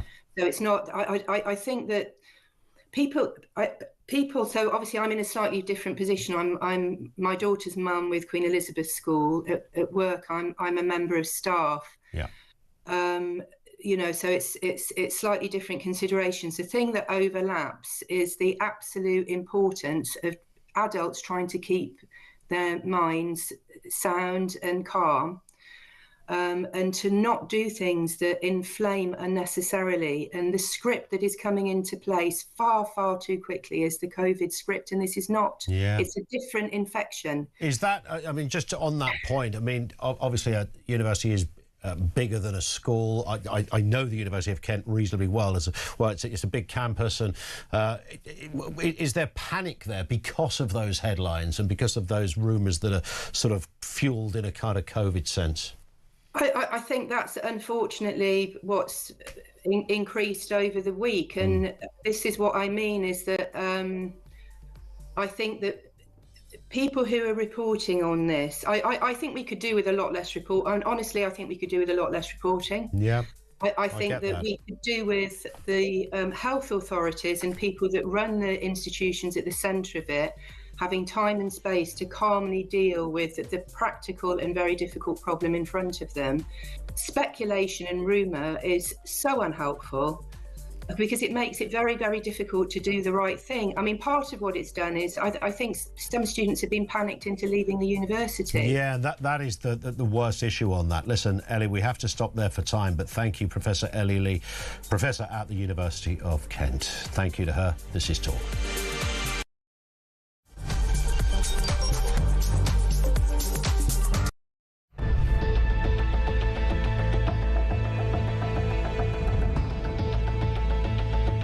Over the past 36 hours, the United States and its partners have launched Operation Epic Fury, one of the largest, most complex, most overwhelming military offensives the world has ever seen. Nobody's seen anything like it. We have hit hundreds of targets in Iran, including Revolutionary Guard facilities, Iranian air defense systems. Just now, it was announced that we knocked out 9 ships plus their naval building, all in a matter of literally minutes. Iran's formerly supreme leader, Ayatollah Khamenei, is dead.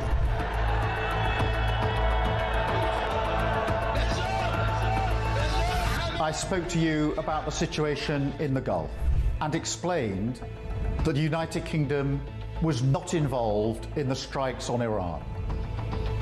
That remains the case. The basis of our decision is the collective self-defence of long-standing friends and allies and protecting British lives. That is in accordance with international law, and we are publishing a summary of our legal advice. We are not joining these strikes, but we will continue with our defensive actions in the region. Mr Farage, would a reform government have allowed US forces to use UK air bases for offensive operations in Iran? Yes is the answer to your question. I would have said to the Americans, please do use our bases. We will be supportive of you on this. There were a series of very loud blasts in the area of Dubai that I'm based in. That's in the Marina area. It's a very touristy area, actually. Those blasts were the loudest we've heard yet, but equally we are reassured that they are most likely the sound of interception by the UAE's quite sophisticated THAAD interception kit. That is the Terminal High Altitude Area Defence System.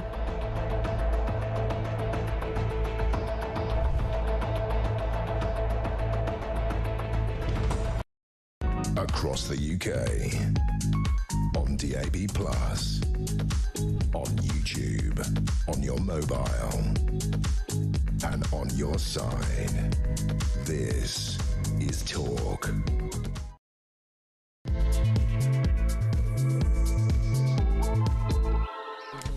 And welcome back. It is Talk. It's Ian Collins in for Jezza. Just gone 9 o'clock.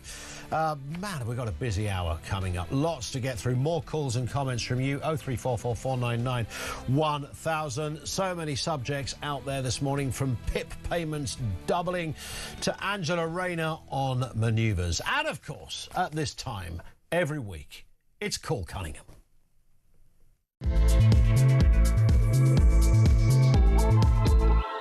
Which means, by a beautiful coincidence, we select somebody called Cunningham, and this week it's Layla Cunningham.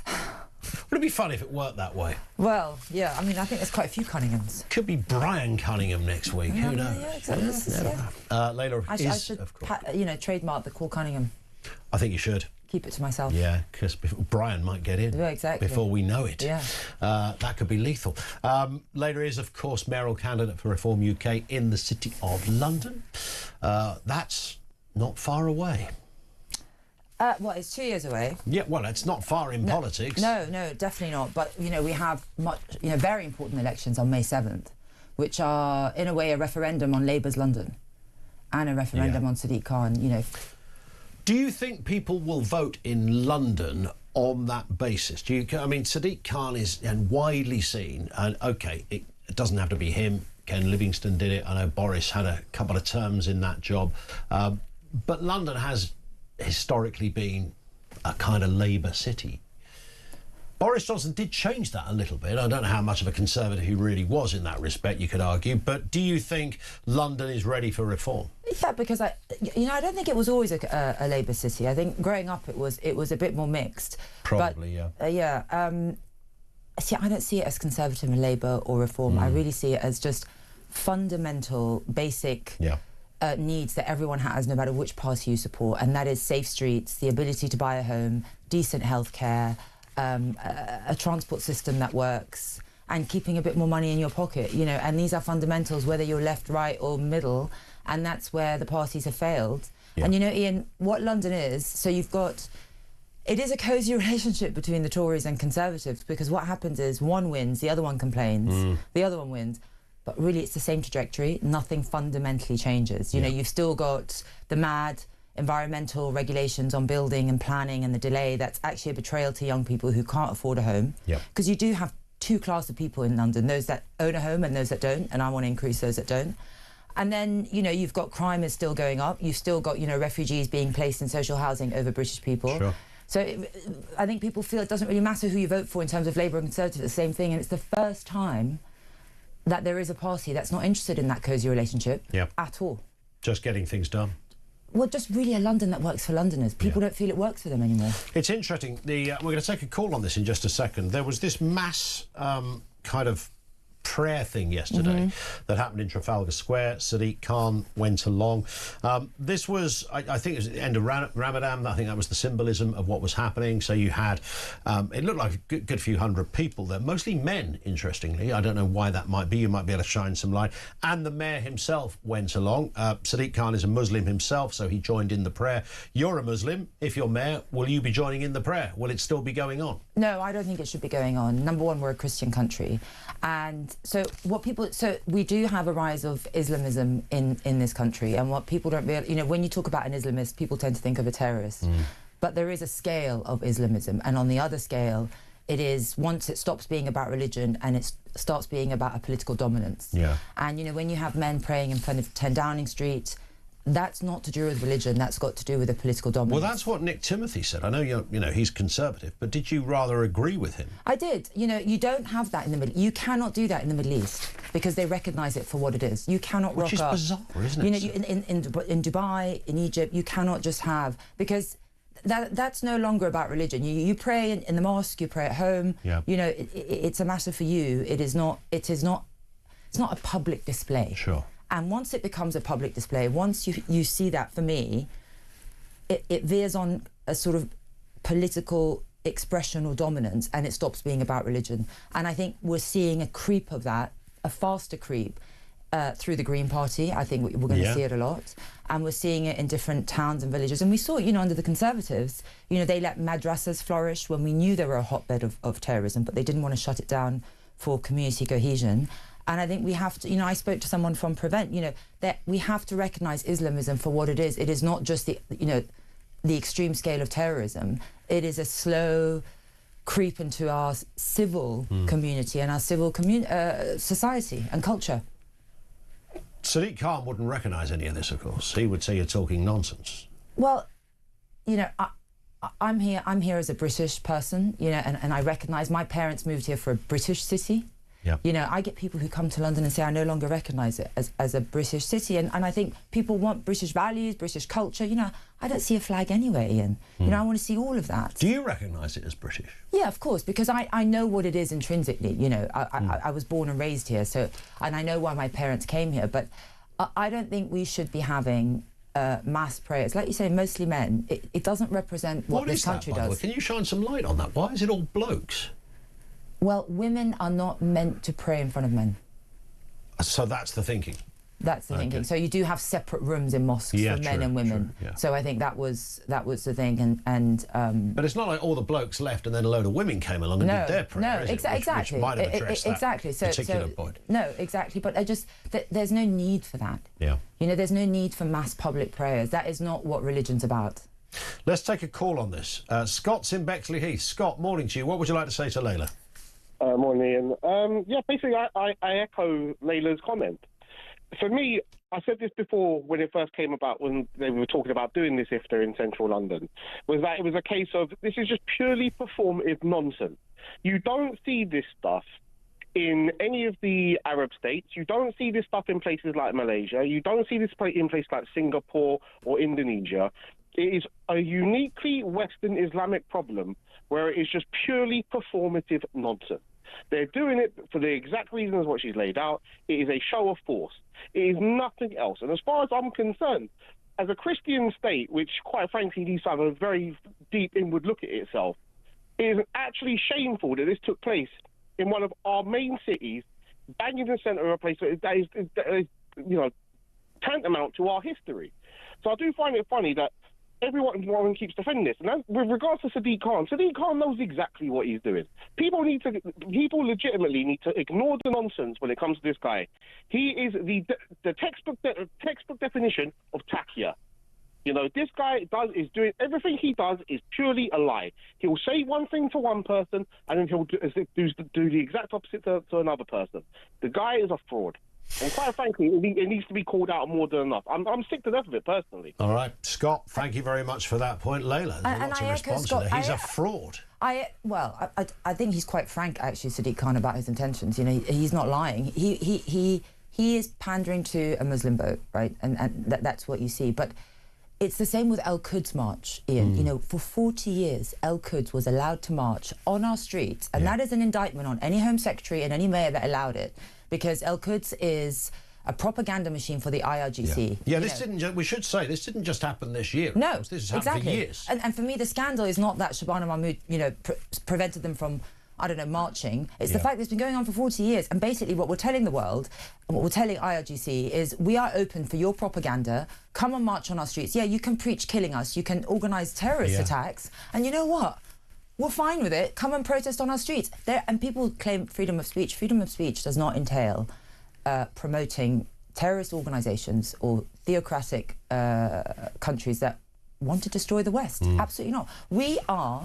We must be a beacon of Western values. Absolutely. But so why? I was confused about the Home Secretary, because she said, look, you know, you can't have this march, and she made a big thing about it, but you can have a static one. I mean, what's the difference? Thought, well, that's just ridiculous. I mean, they still had a march. They still had the Bob Villain, whatever they're called, shouting their anti-Semitic lines out there. They still had all sorts of anti-Western, anti-British propaganda. I mean, surely the government had the power. Shabana Mahmood had the power to say, sorry, this ain't happening at all. I mean, our allies are at war with the very... they were carrying Ayatollah Khomeini's photos and glorifying him. And she should have said, absolutely not. And I can guarantee if I'm mayor, it will be run like the capital of the United Kingdom. You come and preach hate in any way, you will not be marching on our streets. I mean, don't forget the farmers were banned from marching on Budget Day. That's a good point. You know, when people talk about two-tier policing, that's what they feel. And listen, you know, if you spout some of the stuff they're saying against Muslims on Twitter, you will be arrested. And that's what really annoys people. You can be arrested for a tweet, but you can march on our streets calling for death to the West. And look, brandishing Ayatollah Khomeini, who murders women for not wearing the veil. I'm sorry, if you do not represent... We are a city, the United Kingdom, the capital of it. We must be a city that represents Western values. So are we too tolerant on this then? Yeah, because the thing is, I think tolerant is the wrong word. There's tolerance and there's submission. We've effectively submitted. Yeah. You know, and I think, and if they say, you know, you can't ban it because of Islamophobia, I actually take offence to that, because Islamophobia, Muslims do not believe in a radical Islamic regime that wants to kill the West. You know, that's not what we represent. But we've got politicians almost playing to that gallery, you know, whether it's Zach Polanski, whether it's, I don't know, you know, even Angela Rayner, who popped her head above the parapet yesterday by saying, oh, yeah, she's on manoeuvres, of course, you know, she's looking for a bigger gig and a big comeback. But she's kind of, again, playing to that gallery. How is it that, I mean, the Muslim vote in 4% of the UK are Muslims. Most of those people are certainly not Islamists. They're not here to join an Al-Quds march or any of that caper. But that does seem to be a gallery that people like Rayner, Polanski and others happily play to any day of the week. Well, Ian, what we've seen is, and in London, I can speak for London, is refugees have been put at the top of the housing list because they're deemed most in need. And what happens is that they are put in large numbers in certain areas. And you and I know that if immigration is in small numbers, you have to integrate. You know, when my parents came in the 60s, they wanted to, but they had to. When it's in large numbers, they tend to dominate. And so, because they're so concentrated in certain parts of the country and certain parts of the city, the people running for that area rely on that block vote. And that's almost gerrymandering. You could say it's gerrymandering. That's why they put them in that area, because they'll always guarantee a vote. And that's why we say, you know, under a reform government, foreigners can't get social housing. But also, more importantly, we want to... 15 London councils have declared themselves sanctuaries for refugees. You know, we want it to be a sanctuary for Londoners and veterans. How did it get to this stage of kind of adopting a form of Islam in this country that, as you alluded to at the beginning, Isabel Oakeshott was with us earlier. She knows the UAE very well, lives in a Muslim country. She says you wouldn't see prayers happening there. I remember years ago there was I can't quite remember what the news story was, but it was somebody in the medical world who was agitating for a law change to appease her kind of Islamic sensitivities, to put it in one way, and there was some, I don't know, the Muslim Council or some body was backing her up on this. And I took a call from a medic in Lebanon who went, mate, we don't do anything like that over here. Not. What are you doing over there? He said that was outlawed or whatever it was in 1940 or something. You know, it's not something we would do. So why are we importing this kind of almost, it's not even that it's radical necessarily, but, you know, extreme, radical in its worst senses, but fairly extreme versions of a religion. Well, you know, for instance, I've been told I'm Islamophobic and I'm causing division when I say you need to ban the burqa. The burqa's banned in Tunisia. Yeah. You know, it has got nothing to do with religion. And what you talk about, so all those people perhaps don't find a home in the Middle East because they can't do this, and we take them in as refugees. You know, we have to stop taking in people who do not want to embrace our way of life and who do not embrace Western values. And the worst is a lot of them come and listen, this is no blemish on anyone. I'm not demonizing anyone, but we do have people that come to the country with the sole aim of living off welfare and not loving the country. You know, and it's an insult, I think, to British taxpayers when they're expected to work hard, pay for them, and then they turn around and say, you know, we don't want to live like you. And I think we have been run by cowards. You know, we need to stand up and say, you know, this is Great Britain. We've definitely been run by cowards. And on that point, you say this is Great Britain. We were covering a story earlier. Bishop Peter Dewar, who joined us, who's written a letter to the King about what he sees as the sidelining of Christianity in this country. In fact, he's saying that he believes that it is a deliberate act to almost dilute Christianity. He's aiming this at the church. He's aiming it at politics, and suggesting that the Christian identity of this country is all but gone. Well, I mean, you do hear of churches being converted into mosques, right? And so that's why reform has been very clear that will never be allowed under a reform government. And you do have to recognise that it is a Christian Judeo culture, and with that comes a lot of freedom, a lot of tolerance, and we need to embrace it. And listen, my mum came here in the 60s, and I showed her this prayer in Trafalgar Square. I'm like, Mum, do you like that? And she said, no, I didn't move here for that. You know, she said, I moved here for what Great Britain represents. She says, I can, you know, if someone wants to pray, they pray at home. And like you said, that doesn't happen in the Middle East because they recognise it for what it is. It stops being about religion and it starts being about dominance and a show of force. Let's take a call related to this. Stephen is in Bedfordshire. Morning, Stephen. Oh, good morning. You're through to Layla. What would you like to say? Hello, Layla. Hi. Yeah. My problem is I'm from a town called Luton, and half of us have all moved out. We've moved out into the suburbs, you know, and I've seen that town change, you know, beyond recognition, you know. And I fundamentally believe that Islamism is the fundamental problem of this country, which is corroding it, you know, as well as mass immigration. I just want to know what a reform. I went to a reform rally yesterday, and it was excellent. It really was. It was in Milton Keynes, and it was packed out. It was brilliant. But I just want to know, what are you going to do about Islamism in this country? We have to put a stop to this. We have to put it like Saudi Arabia and, you know, the Middle Eastern countries. What are you going to do? Well, I think, as I say, I believe we've been run by cowards who have been too scared to stand up for our culture. You know, we're a host nation, and what we've told people is, come here and impose your way of life and impose your values. And we've almost been told, don't be too British, don't bring your flag up in case you offend the newcomers. And it's got to be the reverse. We've got to stand up for our culture. We've got to see the flag everywhere. We've got to be proud of our history. I speak to so many different schools, by the way, and I can tell you that the 16, 17-year-olds hate our country. You know, they are not proud of our great history, and that does go. You know, I don't know if they're taught in school. I hope not. I hope it is not the source of the teachers. But there is a narrative. I went to speak to a Polcon, which is like a conference of 2,000 A-level kids, and they want illegal migration, unfettered illegal migration. You know, when I said, do you think that a man who arrives on a boat illegally and sexually assaults a girl should have the same access to our country as you and I, they all cheered. And these are the future of our country. And so I think we have to be very, very forceful that we expect assimilation, we expect integration. You know, you go to America, my stepkids are American, if they're watching a football match and the national anthem comes on, automatically they kind of put their hands to their chest. Yep.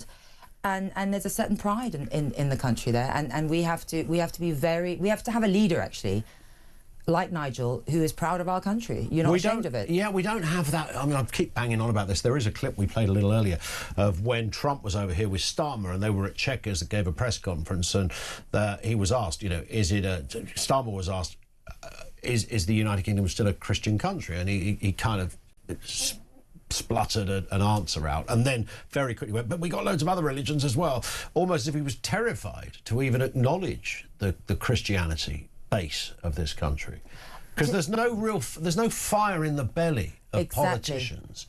They're just sort of, they love reading, whether it's Cooper or Reeves or Starmer, they love a pre-prepared press release, nicely clinically written, with all the words neatly in order, nothing from the gut, no instinct.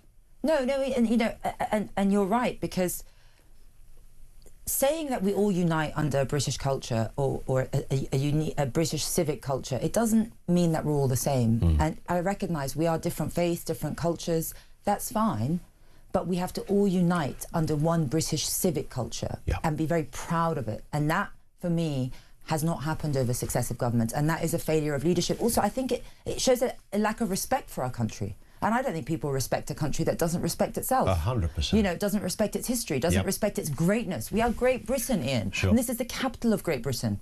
You know, we must be proud of it. I don't even know why that's become controversial. It's far right, apparently. Which is a bit bizarre, isn't it? When you have the Prime Minister at one point, you know, waving your flag is a symbol of hate, we've lost the plot. Yeah. And that's kind of where we're at. Emily Thornberry started all that, of course, back in the day. What are you talking about? You know, I will wear I would like to have sweatshirts with our flag on. Yeah. Maybe we should wear them every day. I'm happy to. And nothing more. Are we pausing momentarily here, Christian?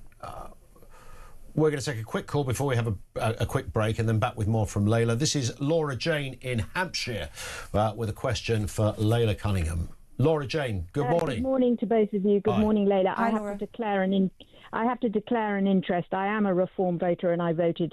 I moved out of London, Layla, as soon as my youngest got a job. I really couldn't. I just couldn't anymore live there. And the children visit me, so I'm very lucky. I live in Hampshire. What I wanted to ask you was, when you get in to be mayor, what can your powers be over the various councils that are obviously not going to be, keen on the reform policies?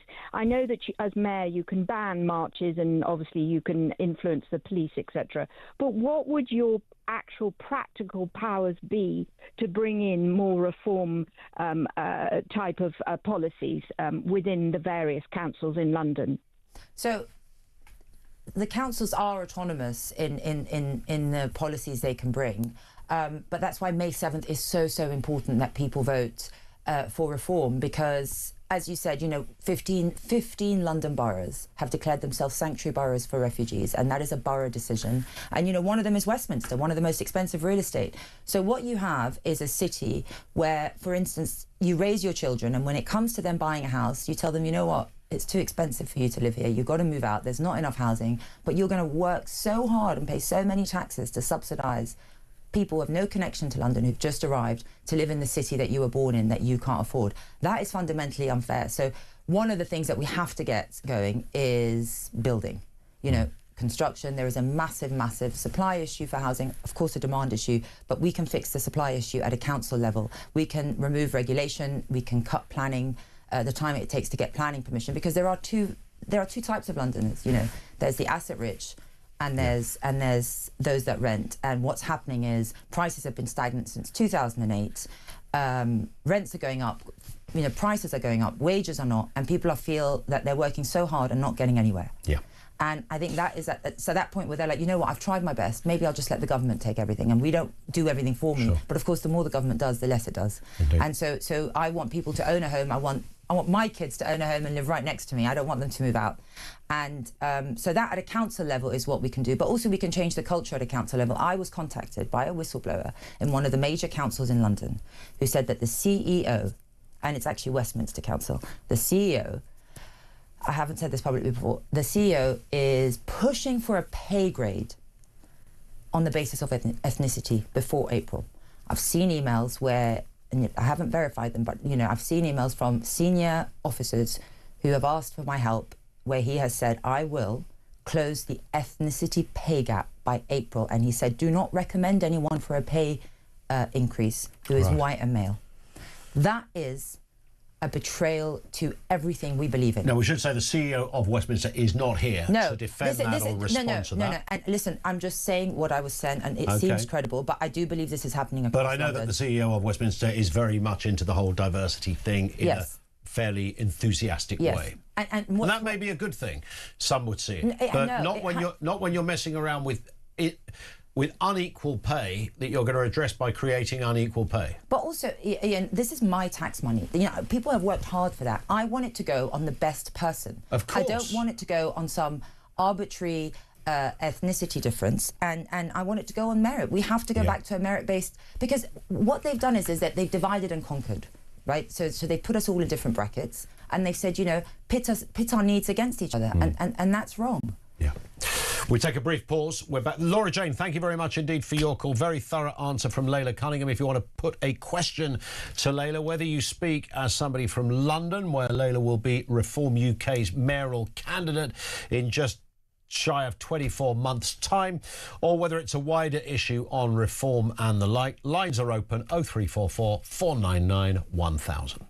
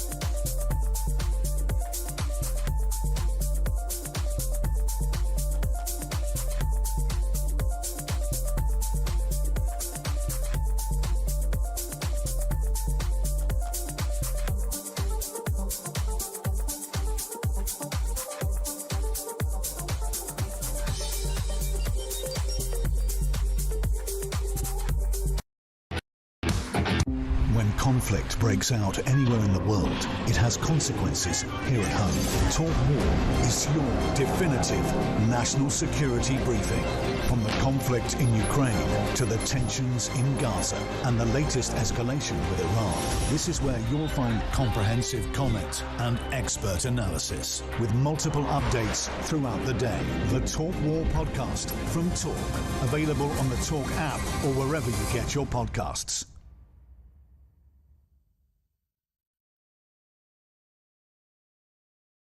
Across the UK, on DAB+, on YouTube, on your mobile, and on your side.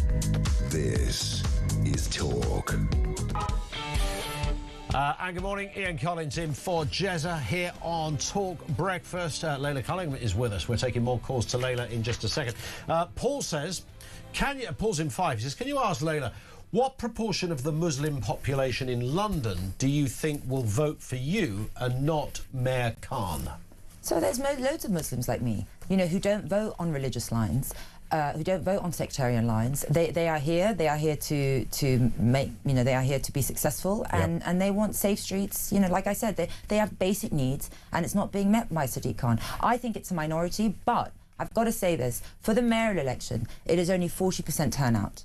For the general election, it's 75%. So I speak to so many voters in London who are so apathetic. They're like, you know what? What's the point of voting? Nothing changes. And that's when I talk about the cosy relationship between Labour and Conservatives. Nothing changes no matter who you vote for. So, and the majority of Reform voters have never voted. So we're galvanising those people. So I'm hoping that, the 60% that don't vote, we can get a fraction of them to get up and vote, and then we won't, that demographic that votes along Islamic sectarian votes will not count or will not make a difference to the outcome. Let's take a call. Michelle is down in London. Michelle, morning to you. What have you got for us? Ian. Later, I feel quite honoured to speak to you. Wow. Not many people I respect, but you are one of them. You are amazing. But later, when you get in, what are you going to do about the police? Do you think that Reform is going to put some rules down that they are going to have to follow? You become, of course, essentially the Police and Crime Commissioner of London as mayor. So the police, so the mayor sets the direction, the budget, and the priorities, more importantly. So we do have 35,000 officers, Ian. I don't see any of them. And I speak to some people at the Met, and they are bogged down in paperwork. They have to take various DEI courses to avoid, toxic masculinity, or I don't know about you, but I quite like a masculine officer. And he created a specialist task force for hate crime. Yeah. And I will set. If you create one, you'll find it. Well, exactly that. It's always that, right? Isn't it? And that is not what the present danger is. Not words on the streets. I want a specialist. Knife crime is up by over 70%. We have a rape epidemic, one every hour. I want that to solve. And when he talks about a violent crime, rape is not included in that. And I speak to so many women who have been raped and have not gone to a charge. So I want specialist units targeting all of that. I want to flood the streets with police at peak hours. I spoke to teenagers who, like, when we come out of nightclubs, just a few metres away, we're mugged for our watch. They've drunk a bit. We're mugged for our phone. So you need people at hotspots. You need women to feel safe when they go out at night. Women should definitely go to nightclubs, go to bars, and feel safe when they come out. Yeah. You need to see police there. Oxford Street, Westminster has the highest amount of knife crime. Ian, I do not see police in the streets. And I speak to people on Oxford Street. There's no police. Shoplifting is at an all-time high. That it's killing our high streets. So you would, as mayor, you would make sure that the police were deployed into key areas. 100%. And I'm pretty sure that Mark Rowley at the moment, the head of the Met, would go, well, we are trying to do that. He doesn't sit there in the police station and go, right, boys, stay where you are, don't bother going out there. He would, the point I'm making is he would say, we are doing something with the deployment we have. Well, I would just tell him, show us. I don't see visible policing. Yep. And, in a city of 9 million, we only have 2 24-hour counters open. They've shut down all the police stations. And what happens is, if you're in a safer neighbourhood team far away from one of the few police stations open, you don't have a touchdown to sit down in. So you have to travel all that way. And then you travel all that back, and that takes you out of your locality. Of course so it does. I want to see, and we've got so many hollowed out shops on the high street. Why not have pop-up police stations there? That's what I want. So you have a permanent presence. Yep. People can learn how to be a special, which is a great thing to be. I tried to be it. Sadly, you can't if you're political. And I think loads of people would want to do their bit, but also we have amazing officers, and they do not feel that they have the backup from the top. Sure. They feel if they're ever accused of racism or excessive force, they're thrown under the bus. And there needs to be respect for the police and they need to have their back. And listen, that you've always got bad apples, of course that, but I don't want the bad apples to taint all of the Met, who really have great officers there. Michelle, thank you very much indeed for that. Here's a message from Neil in Oldham. Can you ask later, firstly, why we need to leave the ECHR to be able to deport illegal migrants, but Poland does not have the same problem? Secondly, if we're going to leave the ECHR, are Reform going to produce new legislation before the next general election so we can vote on an informed manner? That's a fair point. Yeah, so what the ECHR was created about 50 years ago after World War II, and what people fail to realise that it is not thanks to the ECHR that we have human rights. We've always had it. We are exporters of human rights. The Magna Carta, trial by jury. we invented those, and the ECHR was for a time when the Jews were being persecuted, and you know, being a refugee, you had to welcome them. It was never meant to stop sovereign countries from deporting illegal migrants. It's been overused and overinterpreted, and but you also have the Convention of Human Rights, the Refugee Convention, which says that you cannot punish someone for the manner in which they land in your country. Again, in these times, it is no longer fit for purpose. I'm pretty sure. I would say that the ECHR is a direct hindrance to the safety of women and girls. Yeah. Right. So but he's right about Poland, because we have the Borders Act, which makes it illegal to enter our country illegally. But as soon as you say the word asylum, that crime is neutralised, and we only prosecute 1% of that. Yeah, you're illegal up until the point you open your mouth and say, I'm claiming asylum. You know, then you cease to be illegal. Exactly. And listen, we cannot have conventions that undermine the safety of our country. And we talk about the IRGC. If you are from the IRGC or the Taliban or the Muslim Brotherhood, you're not going to get a visa. You know, why would you bother? You just rock up on a boat, say the word asylum, and be, you know, put into towns and villages. So it is no longer protecting us, it is undermining our sovereignty. And that's why Reform is really the only party that's serious about getting rid of it, because Nigel recognises that when you have global partnerships, once they start being a detriment to the sovereignty of the country or the safety of the country, and they no longer benefit the country, they've got to go. I'm pretty sure that if you were there on the day that they were literally signing off the ECHR over half a century ago, and you said to one of those signing their name in their impressive pen or quill or whatever it was, oh, but just a question for you, if 600 people a week float across the channel in a rubber boat and try to get into the UK, would this new ECHR thing protect them? They'd have all gone, no, it's not for that. It's not for that. But somehow over the years it's morphed into being a kind of one-size-fits-all policy or framework for all manner of issues that it was never intended to be. And London houses the largest amount of, I think the second largest amount of asylum seekers in hotels and refugees. It's become a sanctuary city, and listen, it's affecting everything. I was a senior Crown prosecutor in London, and I prosecuted a lot of people that arrived on a boat. And some of the excuses or some of the defence in mitigation that the public prosecutor says, you know, he's just arrived on a boat, it's quite traumatic, and he can't work because he's illegal, so he has to commit crime. And so you have seen a rise in different types of crime in the city, and it's got to go. Here's a question from Richard in Nottingham. Richard, morning to you. Morning. I hope you're both okay. All good. Fine, thanks. Hi, Richard. Fire away.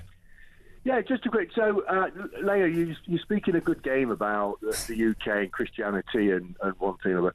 Will you be attending the Unite the Kingdom March in May? I hadn't planned on it, no. But isn't that quintessentially Is it compulsory? What you've just been talking about? No, it's not compulsory at all. But it's quintessentially what she's just been talking about. It's the unity of this country and the flag and everything else. It's everything she's just been talking about, but she's not willing to go to the march. Is there a problem, Richard? I'm unconvinced about reform, and I need convincing. I tell you what, Richard. If she'd have turned around and immediately said, I will be there, that would have convinced me. Yeah, but Richard, I've spoken to a lot of politicians who agree with the sentiment of Unite the Kingdom. They're not best pleased with some of the speakers. That doesn't mean all of the speakers, but some of the speakers. So they will distance themselves from that. That's not a wholly unnatural position to take as a politician. That doesn't mean you don't agree. Look, I've done more phone-ins on this than I can care to remember. And people have gone, look, it was like going to a kind of coronation party. It was brilliant. People were in deck chairs having ice cream. Kids were there. But there were some people on the stage that might be a little bit unpalatable for some people. So politicians tend not to attend not just that event, but other events. Not all politicians, but you'll find that some will, Richard. Isn't that just the way it is? But when you have a let's say call it a demonstration march, whichever you want to call it, that's as big as that, there are going to be elements of it on the stage that you may not necessarily agree with. But you might not want to go to something that Tommy Robinson has organised. That might just be your only criteria. You might say, look, Tommy Robinson has made some good points, but I don't agree with his whole, with his backstory. I don't think he can move away from that. No, I'm not making that as a point myself, but many people would, and for them, not unreasonably. No, just because Stephen actually has organised it doesn't mean to say that it's unpalatable. Well, it's kind of sort of slightly intrinsic within it. If you're not comfortable with him, you're not going to want to go to a rally that he's organised. On what grounds? Well, that's for an individual to decide, isn't it? If somebody believes that this man doesn't speak their language and all the usual things you've heard about him, some of which will be true, some of it will be made up. I get all of that. I understand. I'm not advocating this position, Richard. I'm just trying to put myself in the boots of a politician who might say, I just don't want to be part of that. Well, it might be nice if Layla answered, but just a quick question. Well, I was putting the wider point to you. I mean, Layla will make her own mind up. Hold on. But all political parties have policies, lots of policies. Yeah. Now, I may not necessarily agree with all those policies. That doesn't mean to say I'm not going to go to a reform conference. There's a difference between believing in policies and certain individuals that you don't believe have historically been a force for good. Well, if you can give me an example where he's been a force for bad, then maybe I can concede. But most of the time, when you've got the state that's against you, you show me the man. I don't think the state have a position on that, to be honest. I know he and others will argue they do. Layla, over to you. Yeah, I mean, listen, it's not a binary choice. It's not, you either believe in it or you attend the march. And I think that puts people in a difficult predicament. I've been very clear about what I believe in, and if people interpret me not attending the march as not believing in them, then that's up to you. I've been very vocal about my beliefs. I haven't shied away from them. But I will not be attending that march. There's many marches I don't attend that I believe in. I mean, I was just going to say, Richard, Ben Habib went last time, as I'm sure you'll know. Rupert Lowe didn't go. I mean, does that make Rupert Lowe not a patriot? No, but Rupert Lowe's not going for mayor, and Reform look like, chances are they're probably going to, well, depending on how it goes in 29, we'll see, but looks like they might be in power. So what I want to know is, do you support the sentiment of Unite the Kingdom? When you look at the amount of people that turned up last time and how many people watched it on telly as well, you've got to admit that's a sizable portion of the population. Yeah, of course I support the sentiment. It's an interesting dilemma, this one. I think it's a great question from Richard, yeah, by of course. the way. Listen, Richard, of course I support the sentiment. I was on TV after the last one, fully supporting it. The people who attended were called far-right and fascist, and that's fundamentally wrong. I know exactly why most of the good British people are marching there. They're marching because they are sick and tired of being treated as second-class citizens in their country. They're sick and tired of being told that if you wave the flag, it's a sign of hate.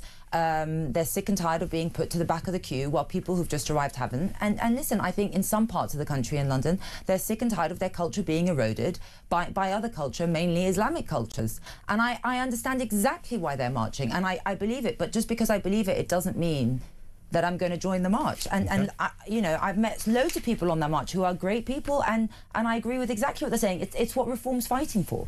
On that point, Richard, great call. Thank you, mate, for that. 0344 499 1000. Thank you to Layla as well. Thank you. We've hit the clock. You've been brilliant, by the way. Thank you very much. You are back. When are you back? I'm not sure if it's next week or the week after. 2 weeks' time. 2 weeks' time. Yeah. I understand. Yeah, brilliant. Good to see you, Thank Layla you. Cunningham. Mayoral candidate for London for Reform UK. On that issue of diversity, Christianity, which we were talking about a little earlier, here's a voice note. Comes from Justin. Just listening to the show. Justin from Gloucester. But the thing is, as Christians and Catholics, we've been pommeled by MPs and lefties that we are so in the wrong and we have to give in to all these other religions, to give in to Muslims, to give in to all kinds of racism, that we are such bad people that we can't do anything right.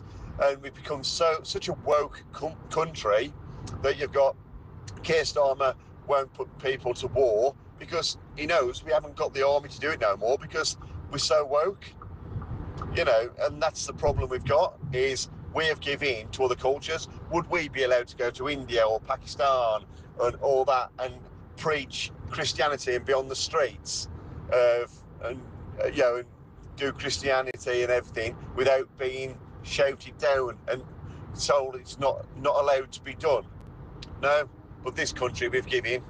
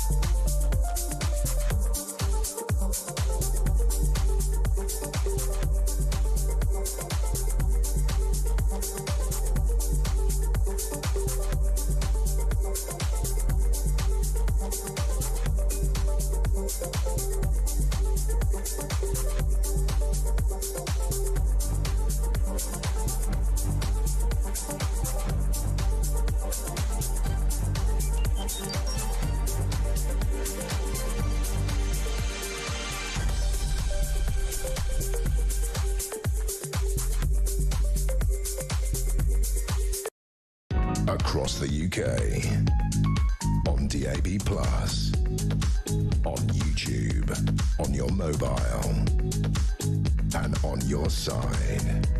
This is Talk.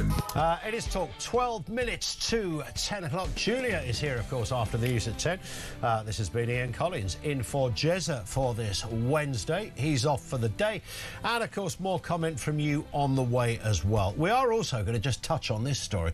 Removal vans spotted outside Andrew Mountbatten Windsor's new Sandringham home. The lorries were spotted outside Marsh Farm this morning as the former prince relocates from another house on the estate. So he moved to a temporary house. He's moving again. Meanwhile, Keir Starmer is set to ignore Labour calls to delay the King's US visit, with plans in the works for an even bigger trip. The PM is under pressure to delay the royal tour amid the Iran war, with Donald Trump's attacks on Sakir raising fears it could leave Charles and Camilla embarrassed on the world stage. There's only one person to sort this one out for us. Angela Levin, the royal biographer, is with us. Morning to you, Angela. Good morning. Nice to see you. So the removal vans are in. So this is the final move, the final bit of the jigsaw puzzle, the final part of the demise of the former prince. Yeah, that's right. They had waited a bit and they put up vast sort of protection around the house, because just in case, anyone wants to come in and try and move things around, politely say. Yeah. What were they taking? I mean, bearing in mind, they were taking paintings and valuable things. The things apparently he's had lots of art in his previous home, and he wants all that taken through. So the lorries that are taking him are actually the ones that the royals actually use, because they're very reliable. They don't break anything. And that would be a story, wouldn't it? Yes, and so that's what he's going on. So I wonder who's paying. It must be King Charles, who's paying for that as well. So he's doing that. He hopes to get in early April, but everything has to be done. They've done the carpets, they've done the painting, they've done everything. So he'll go in there. But actually, there's a big difference. Instead of him just looking after things himself, he had to check through that his teddy bears have arrived. If you know, he's got 72 teddies, and he loves them, and they've all got to come over. He's a grown man. What's wrong with the bloke? I think there's quite a few things wrong with the bloke. Well, that's very true, yes. So his teddy collection will be protected by these diligent removal and they have to be in absolutely the right place. And each member of staff who has to do this, put it on the bed, they all have to do it in the right space. They've got a map. Have you ever heard of anything so silly? A teddy bear map? A map where the teddy bears go. Wow. So this bigger one goes that side of the bed, the other one goes this side. I mean, it's very strange indeed. Yeah. Does he hug the teddy bears? That's another... You know. I didn't ask. Who knows? Give me a huggy wuggy little Jeffrey, maybe. Yeah. Who knows? This house he's moving into, I mean, it's not a bed sit, is it? I mean, it might not be like the other place. It's got 5 bedrooms. Yep. And it's quite smart. But nobody had been using it for quite a while, so they had to clean it up and repair things. But the one he's at the moment is much smaller, so that's not good enough for him. So it's going into this one. Will he have staff still? Oh, that's interesting. He had loads of staff. He's never cooked anything for himself, but the king brought it down, so he's had only 3, a chef and 2 people looking after things. But now I think it's only 1, and he has to get his food himself from Waitrose, and that's the difference. I mean, it's sort of awful but ridiculous, isn't it? Well, it is. But then when you've got a teddy bear's picnic to organise, I mean, you need to make sure you've got your food. You need to make sure you've got your food in store. Yeah, that's going to be when somebody says make a sandwich, Andrew. I mean, if he doesn't know how to make a sandwich, I mean, this is a big lifestyle change. I mean, he must be bored senseless. I have no sympathy for this, by the way. But he can't do anything. He can't leave the house. All he can do is go for a horse ride. He's very sad. No, King Charles has stopped him doing a horse ride. So he can't ride his horse? He can't ride his horse because he doesn't want people to see him. He doesn't want them to stop and talk to them. He's absolutely sort of locked up, really. And that's going to go on for quite a while. And the whole area is actually sealed for anyone to go in, look at the place. I mean, he must be very miserable because his daughters aren't going to see him. His ex-wife, who was there for him just to keep him company for a long time, she's not there either. And so he's there on his own. And perhaps he will think about what he's done. But he doesn't feel it's his fault. No, he doesn't feel he's done anything. He'll never say, perpetual denial, Angela, isn't it? Yes, he's in perpetual denial. And he just keeps saying, I don't know. Or he can't remember, those sort of terrible sort of things that make you feel... I know. But, these people do, despite what's gone on and despite the accusations against him, those in the kind of upper echelons of society do still retain some friends, don't they? I mean, I'd imagine he could still cobble together a dinner party guest list. I don't know about that because I don't think Waitrose would actually produce anything for that. Maybe they will, maybe they won't. But he's got lots of people who are friendly and not in this country who have known him for a very long time.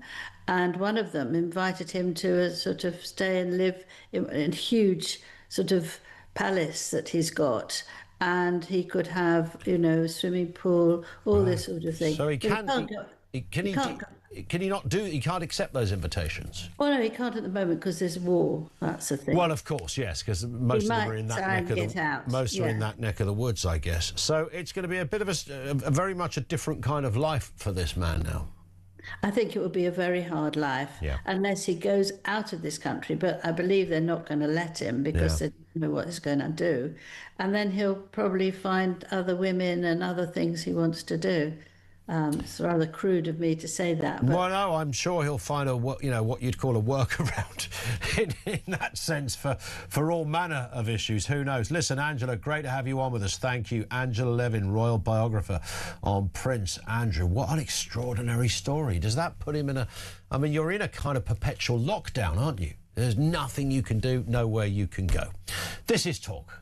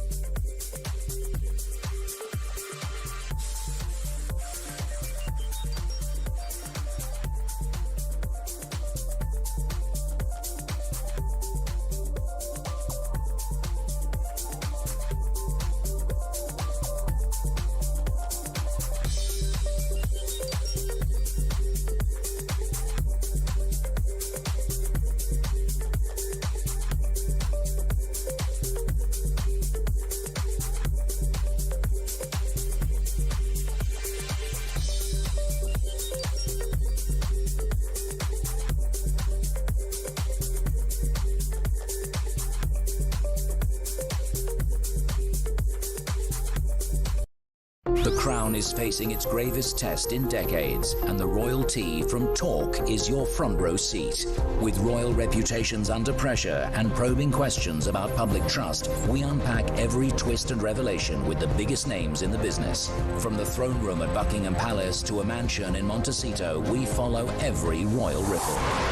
Never miss a moment of The Crown in crisis. Subscribe to the royalty from Talk on the app or wherever you get your podcasts.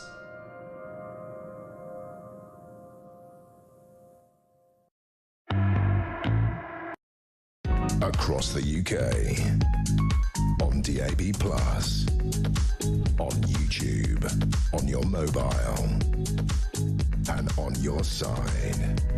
This is Talk. It is Talk. Good morning. Welcome to the home of common sense. Debbie says Sadiq is praying in the street with a bunch of men. Shows how diversity really is his strength. There's not a woman in sight in that prayer loving.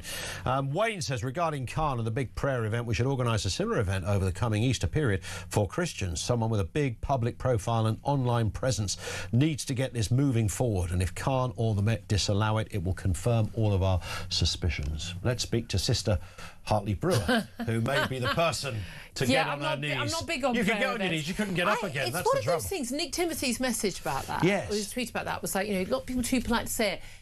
I'm trying to work out why it does make me feel uncomfortable, but it does. It doesn't feel right. And it's very different because there's this meal, but there was this mass prayer event again, separating men and women, not happy with that in any religion, by the way. But